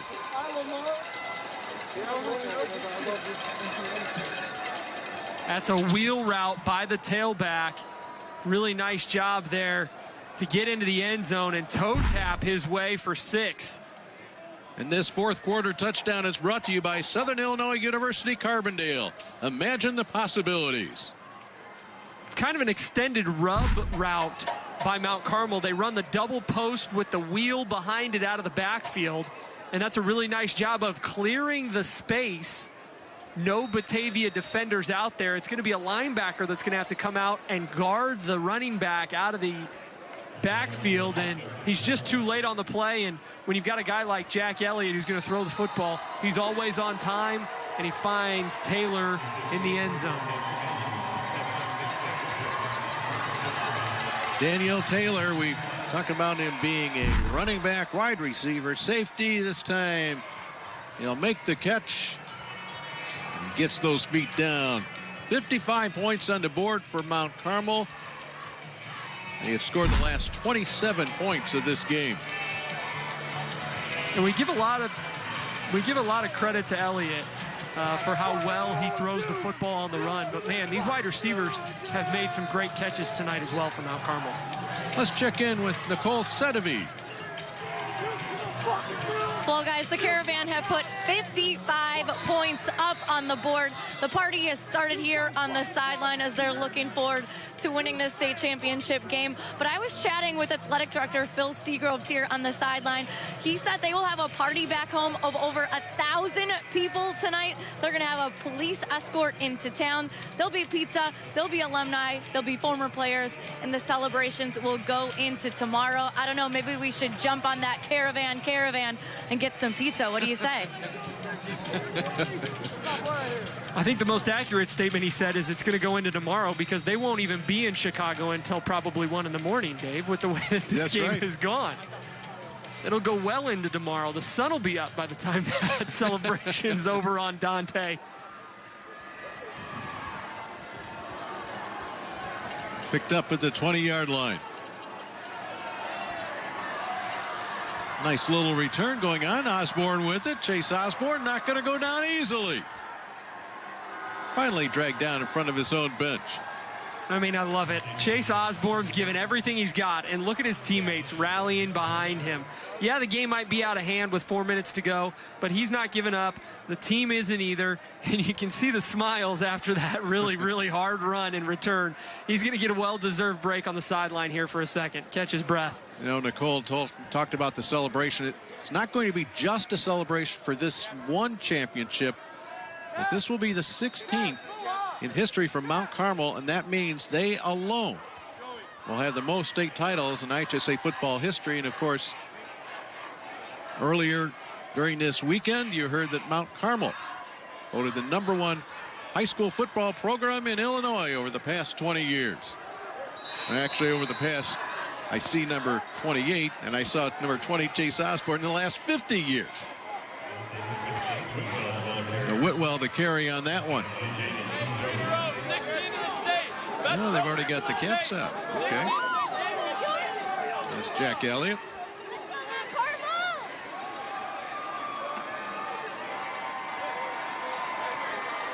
A lot of subs on the field for Mount Carmel. You can see some guys who are getting some well-deserved time here in the state title game. Whitwell again. He'll look to scoot to the outside. This is a highlight of the season for a lot of these guys. They spend all year working as hard as some of the starters do. They don't get as much playing time as maybe they'd like or mom or dad would like sometimes. But you know what? When you get a chance to play on the final weekend of the year and you get your opportunity in the state title game, you got to try and make the most of it. And that's what these guys are going to do here for the last 3.5 minutes. The other part of that is what you see right there is you get to see the folks that have gotten the most playing time tonight and get a chance to celebrate here with 3:40 to play in the game. Andrew Luke being chased to the end zone, has a man open, and that skips into Berggren's hands. He was being chased by Damon Banks. Let's go, Carmel!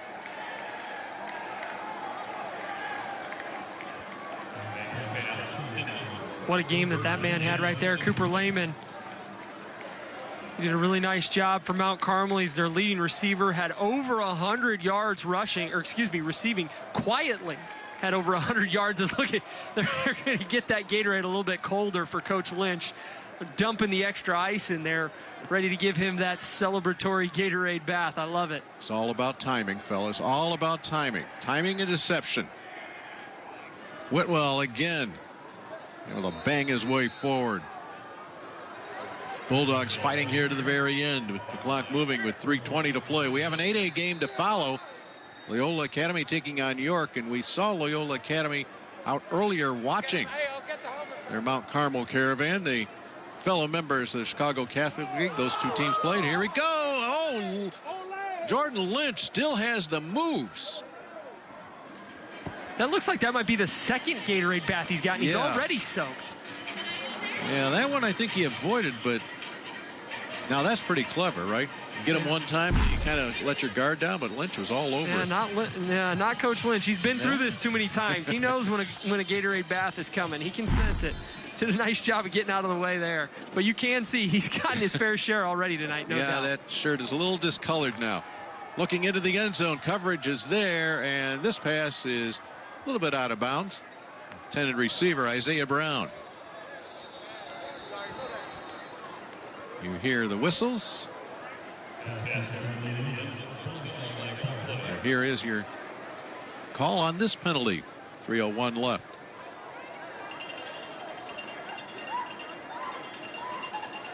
We'll take our time determining what this penalty is in a 55-21 game with 3 minutes to play in the game. Here we go. Dead ball. Unsportsmanlike conduct. Number 61 of the offense. 15-yard penalty. Down this. We've had our share of 15-yard penalties here this weekend. This one will take it back to the 45-yard line.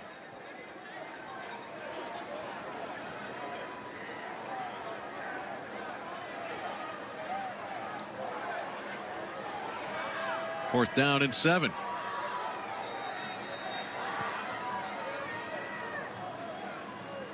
Now make it 22 yards to go. Scoreboard catching up. Over the middle for Bergeron. He's got it. Touchdown. Vanderloop Aaron to Brett Bergeron. 45-yard touchdown pass. Batavia, their first points since late in the second quarter. No quit in this Batavia team. You got to give them a lot of credit for continuing to try and find the end zone here late in this game. It's not going to be the result that they wanted tonight, but what a play by Vanderloop Aaron. He finds Bergeron wide open. He has had an incredible night, has Vanderloop Aaron. He is now set a record for most passing yards in a game in a 7A state title game. He's got over 340 yards through the air as a sophomore. 29 of 47 is the sophomore for Batavia. Let's say we go back to September 26th. When you told Michael Vanderloop Aaron you're going to set a state 7A record, you're going to throw the ball, like you said, 47 times, 345 yards. Is that something that even he believes? I don't think so. I mean, I don't even know if you asked Coach Puron there that if he thought that was possible, he'd say, I think you're out of your mind. But, I mean, for him to come into this game and to play like this as a sophomore, the composure that he's had, again, has the game gone their way? No. But to sit in the pocket the way that he has tonight and taking some hits, to extend plays the way that he has with his feet, and to be able to always keep his eyes downfield and find the open receiver, it's been really impressive to watch him. I mean, we've talked a lot about the quarterback on the other side for Mount Carmel, Jack Elliott. But there's been times in this game where Vanderloop Aaron has gone toe-to-toe with the best quarterback in the state. And, I mean, you look at his numbers, and 29 of 47, 343, 2 scores. He did have the 1 interception, but, I mean, the numbers support that, man, he's got a bright future ahead of him, and so does that Batavia sideline there. So certainly nothing to hang your head on if you're Batavia. They've had an incredible year. They just ran into a really, really good team in Mount Carmel tonight. You know, this year has been called the year of the quarterback across the state of Illinois. So many outstanding junior and senior quarterbacks, and that list comes out again next fall. Will be Michael Vanderloop Aaron right up near the top. There he is. There are his numbers. Again, he didn't get his name on his uniform until a week or so ago. And here's an onside kick attempt. That's a good one. That's a really good one. That's Batavia football. There was an open spot. It was found perfectly that time by Caleb Peters. So any offensive players from Mount Carmel that thought they might get some minutes are going to have to wait a little bit here. I mean, this is one of the best onside kicks in high school I've seen in a long time. It's a really good job. It checks up at the right time. Some really, really good speed by Batavia to get down there and come up with the football. Yeah, that was... I mean, that's to perfection. Boy, what pride is there, too, with that. You practice that onside kick, and then you execute in a state championship ball game, no matter what the score is here. Mount Carmel will take a timeout. They'll get their personnel all lined up. Yeah, Mount Carmel only had 10 on the field there, so they had to try and get an 11th player on the field there before the ball was snapped, so they had to use the timeout. Well, we've got a few to choose from, but I think this is pretty much the clear-cut favorite. Your player of the game is brought to you by Country Financial.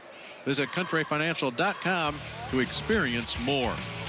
Number 9, Jack Elliott for Mount Carmel. Yeah, you got the scoring started early for Mount Carmel. Had a touchdown pass on the very first drive. And then 30 seconds later, had a touchdown run on a very similar play that broke down. He was able to make it happen with his arm, his legs, everything tonight. What a job by the senior. What a way to go out. Back-to-back state titles as the starting quarterback for Mount Carmel. 407 total yards and a combined 7 touchdowns. Vanderloop Aaron down to Berggren. Berggren spins, and he will go in. Vanderloop Aaron will add to his numbers. 49 yards on that touchdown pass. And Batavia scores again following the onside kick. Only took them 18 seconds in the last time they scored. This has been a pretty potent combo here tonight as well. Vanderloop Aaron to Berggren. He's going to have 3 touchdowns now, does Berggren, with 191 yards receiving. Those are going to be both 7A state records. I mean, the numbers in this game tonight are just off the charts.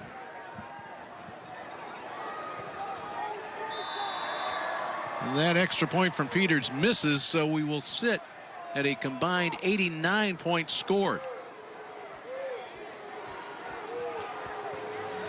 Well, do we see another onside kick? I don't know which. It was not the hands team out there the last time for Mount Carmel, and the hands team's out there now. So a lot of those guys that you saw, I was a little shocked. I'm not gonna lie, Dave. I was a little shocked when I saw those hats come out of that box for Mount Carmel with 4.5 minutes to go. A lot of those guys who had those hats on are headed back out there on hands team now. I mean, this game is a little bit closer, I think, than Coach Jordan Lynch would like at this point now. With those 2 quick scores. So you're going to see guys like Lehman and Muha and Burrell and all those guys come back onto the field and try and recover an onside kick now from Batavia.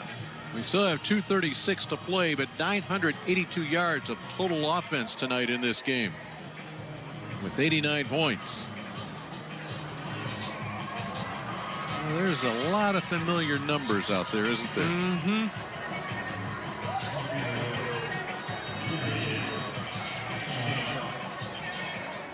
Arvide will fake the onside kick. Peters will do the honors, but her whistle's right at the top, and there may have been a little offsides here. Well, if you're just joining us, you're saying, well, it should be about halftime of that Class 8A championship game. Well, that's your time left in your 7A game. Mount Carmel and York have been waiting a long time. But, you know, I have to say that with that weight behind us,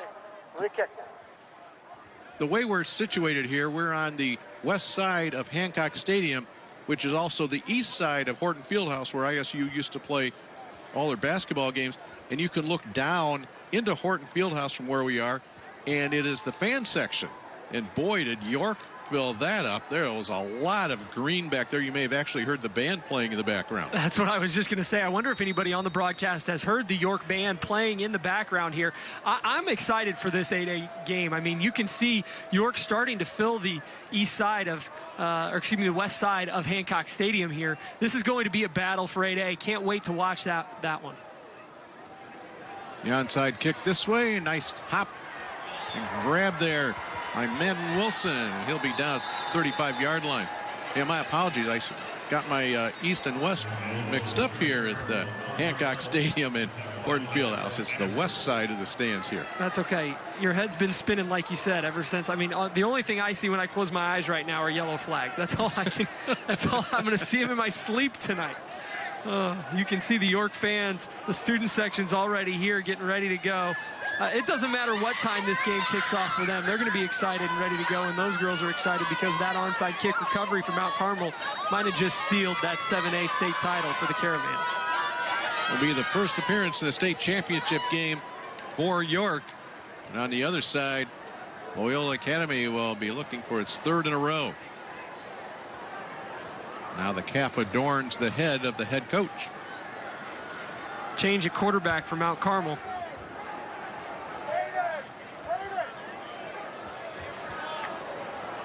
Long snap count. Looking to get a block to the outside. Victor Fryer. The quarterback in for Mount Carmel is Emmett Dowling. Fryer takes it out to the 26-yard line, but this one will be coming back. The holding call. Final game of the high school football season in Illinois. The York Dukes and the Ramblers from Loyola Academy. York made it to semifinals each of the last 3 years. They cracked through this year. Look at that offense. They're ready to go. These guys are ready to take a snap here in your state championship game in 7A. Dowling, the quarterback.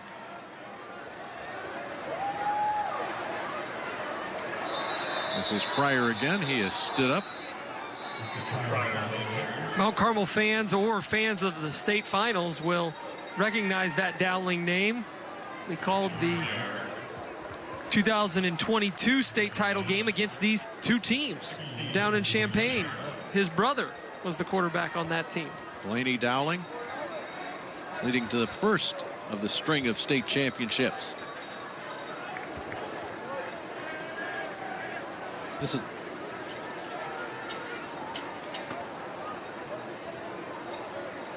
ball at the 41-yard line, and Dowling will watch that play clock wind down.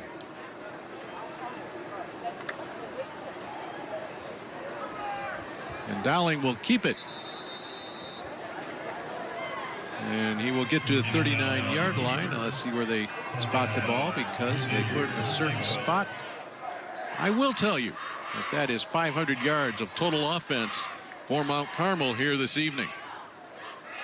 500 yards of offense, 55 points on the board. Just impressive by both teams here.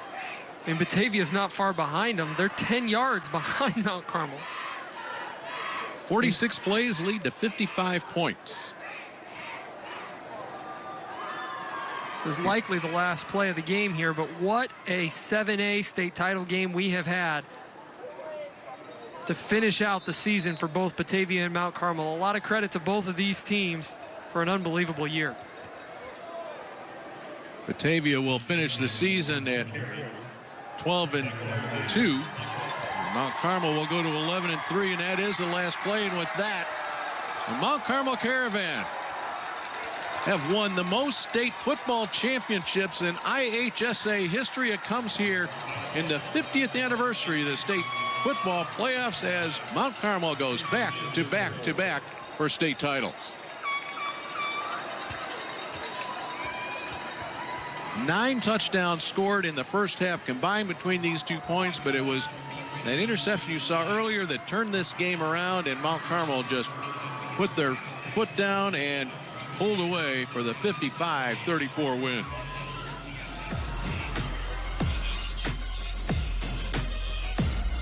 We've got a ceremony not only with caps but with trophies and medals for Mount Carmel and Batavia when we come back. The IHSA Football State Championships are brought to you in part by Menards. Save big money on all your home improvement needs. And by SIU Carbondale. Imagine the possibilities. You know what it's like to watch a winning team. Now it's your turn to be a part of one. The Illinois State Police is recruiting for our next cadet classes, and you could be our MVP. Protect the public, help those in need, and make a lasting impact in your community. Our mission, your future, higher purpose, higher pay. Starting pay is at $90,000 with incredible benefits package, including a take-home squad car, tuition reimbursement, paid leave, and more. Join the team that makes a difference. Apply today at IllinoisTrooper.com. Want a great career? Join the Carpenters Union and be part of the next generation building our communities. With the Carpenters Union Career Connections program, high school students get a head start on the industry's leading curriculum. Learn the latest in construction technology and the many skilled crafts the Carpenters Union represents. Plus, earn as you learn. Receive a nice paycheck, health insurance benefits, and best of all, no college debt. Ask your school district to participate in the Career Connections program and get started on your future. Epic Black Friday deals at Menards are back. Pick up this 12-volt cordless drill kit for only $9.99. Get a dual-head LED work light with tripod for just $14.99. Secure big savings on a 4-pack ratchet strap set, now just $4.97. Or snag these giant 54-inch snow tubes for only $9.99 each. Hurry in for best selection. Don't miss out. These deals won't last long. Save big money at Menards. Imagine going from the classroom to the big stage. This territory, this place, our home, isn't just for learning, but for understanding the very power of what imagination actually means. A place where you can know from player to coach, from the ground to the sky. So close your eyes, envision the roar that is a spirit of thousands of Salukis. Capture this moment and go forward together.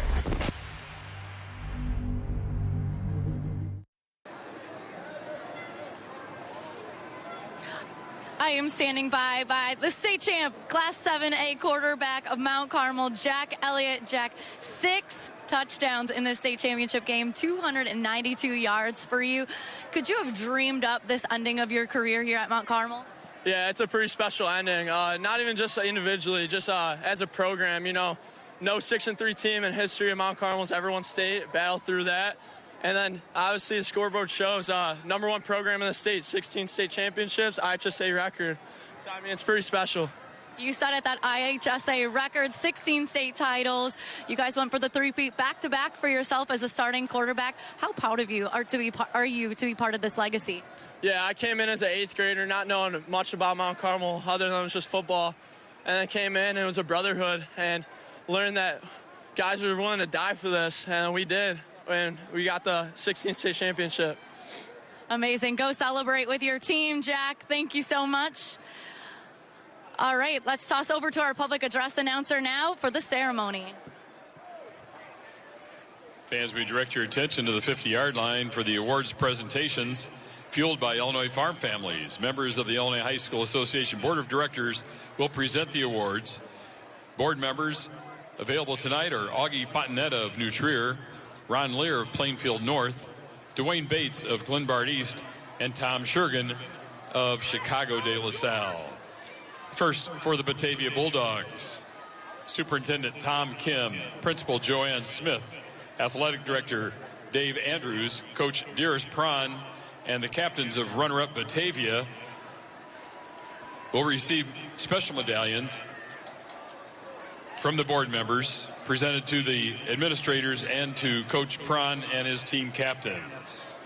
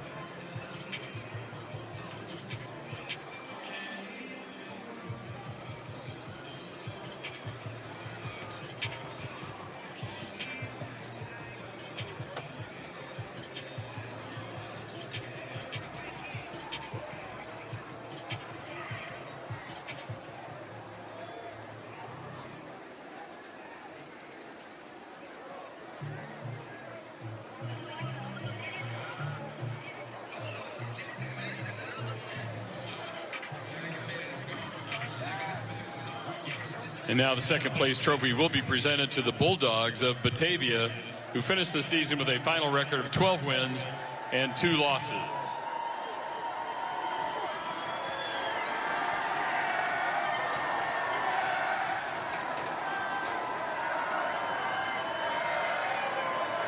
And now for the presentation of the first place awards and trophy.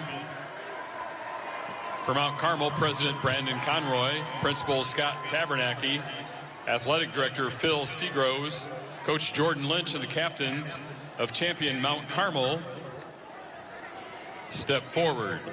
A special medallion is being presented to the administrators, and individual awards will be presented to Coach Lynch and his team captains.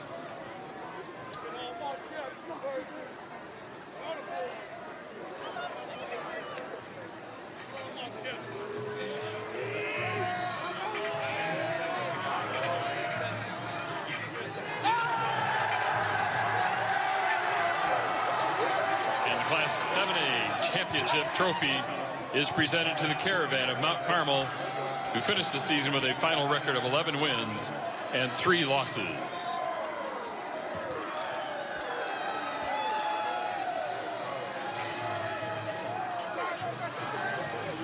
Well, we don't have time to list them all because we would miss the kickoff of the 8A championship game, but our stage manager Nico Hefflinger has provided me 13 state records in this state championship game, and several of these belong to Mr. Jack Elliott. What a performance by both teams. And Jack Elliott, what a way to go out. A lot of people billed him as the best team in the state going into the season, and he lived up to the billing tonight. What an impressive game by Mount Carmel, by their senior leader who's headed to Vanderbilt. Just an unbelievable finish to the 7A season here at Hancock Stadium. State championship trophy goes to Mount Carmel, and that means it's time now for our Menards Plays of the Game. Save big money on all your home improvement needs. And our Plays of the Game today, our state championships. For Nazareth Academy, 3 in a row. For East St. Louis, yet another title. And here's Mount Carmel, a record 16th state championship in IHSA history, their 3rd championship in succession. 7A champions here in 2024. The Caravan will leave the field. They may escort their Catholic League compatriots, the Loyola Academy Ramblers. That 8A game is coming up next. But before we get to that game, let's get back to the studio. Marshall Harris, Edgy Tim O'Halloran, Kenny McReynolds standing by to recap this one and preview 8A. All right, thank you very much, Dave. Contrary to popular belief, Oprah was not at this game yelling, "You get a touchdown, you get a touchdown, you get a touchdown." You get a penalty, you get a penalty, you get a penalty. That too. We had so many of both.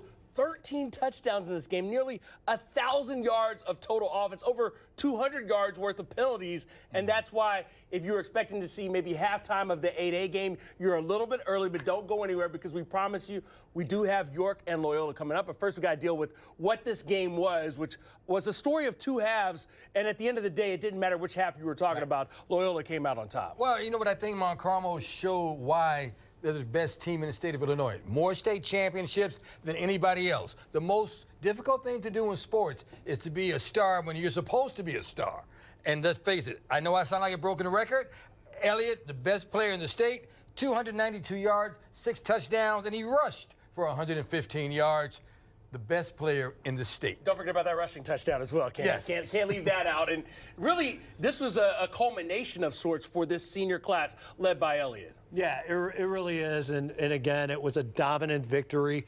We talked at the beginning of the show, what adjustments could Batavia make? They found a quarterback. They found a sophomore quarterback in Vanderloop Garden. And again, that's something to build on for next year. Guys, they showed some power, just didn't have the firepower to hang with the Caravan. All right, so a beautiful job there by Mount Carmel, winning now a record 16th state title. They're still celebrating. They'll have to get off the field soon because we do have that York and Loyola game coming up next. But first, we're going to give you some highlights and talk more about the stats on the other side.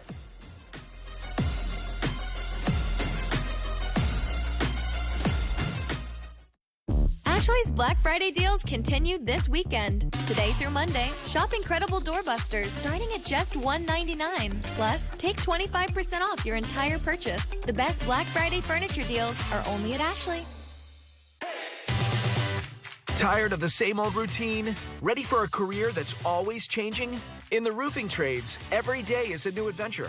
Learn a skilled trade, earn competitive wages, enjoy great benefits and solid opportunities for career advancement.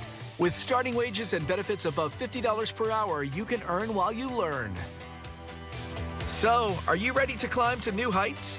Learn and join the roofing trades today. On behalf of our 12,000 members, I want to congratulate all the athletes in today's competition.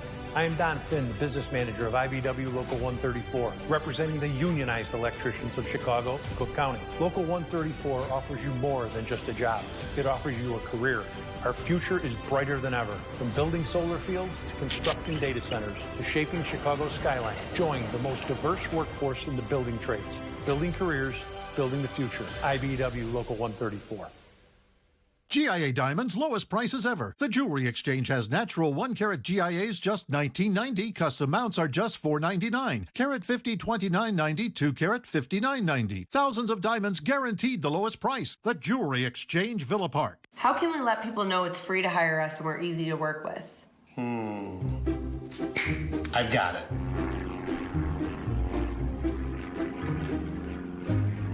Well, there goes our ad budget.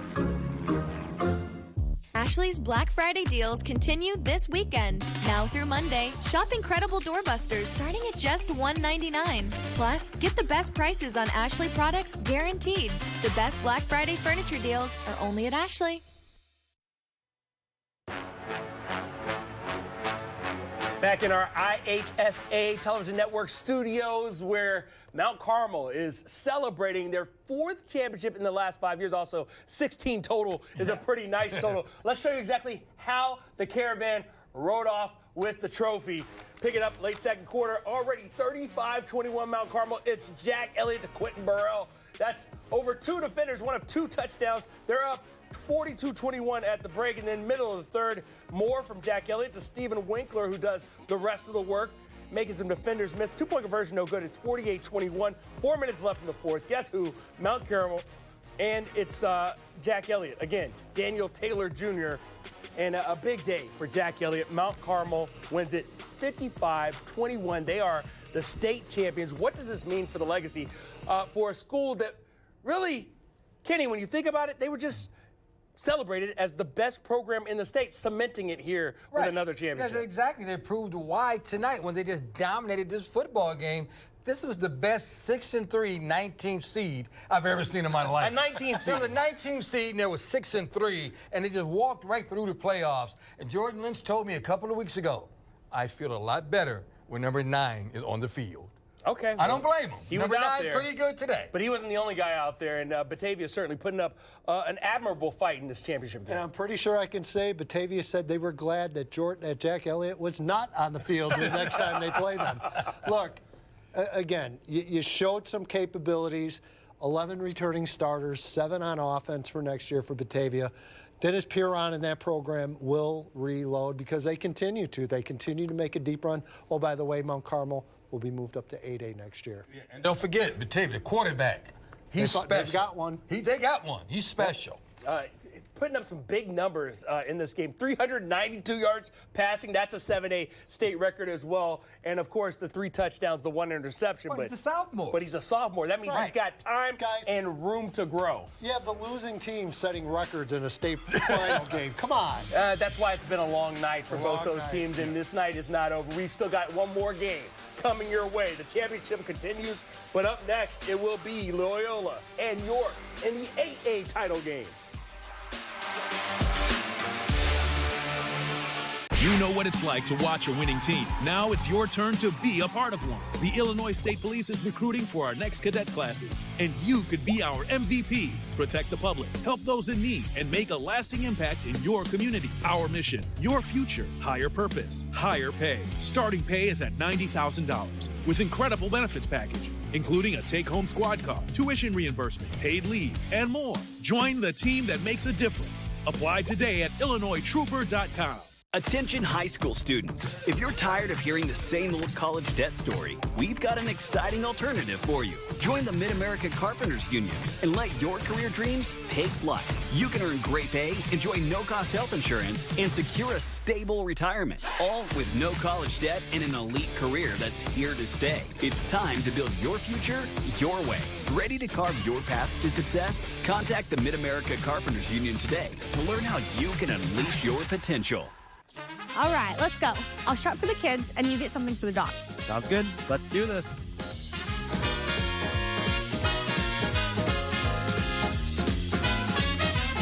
Whether you're shopping for gifts or something for yourself, Don't forget toys for the dog.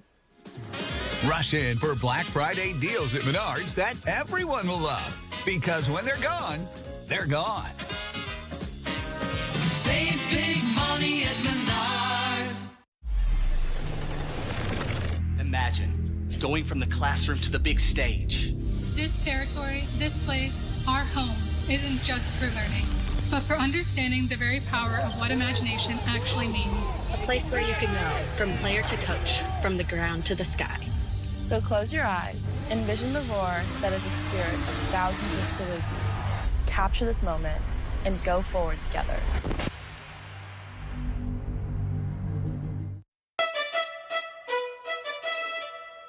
Welcome back to the studios. Last month, Willowbrook High School hosted the first ever IHSA Girls Flag Football State Finals between the Fremd Vikings and the Rockford-Guilford Vikings. Here's a look back at that historic day.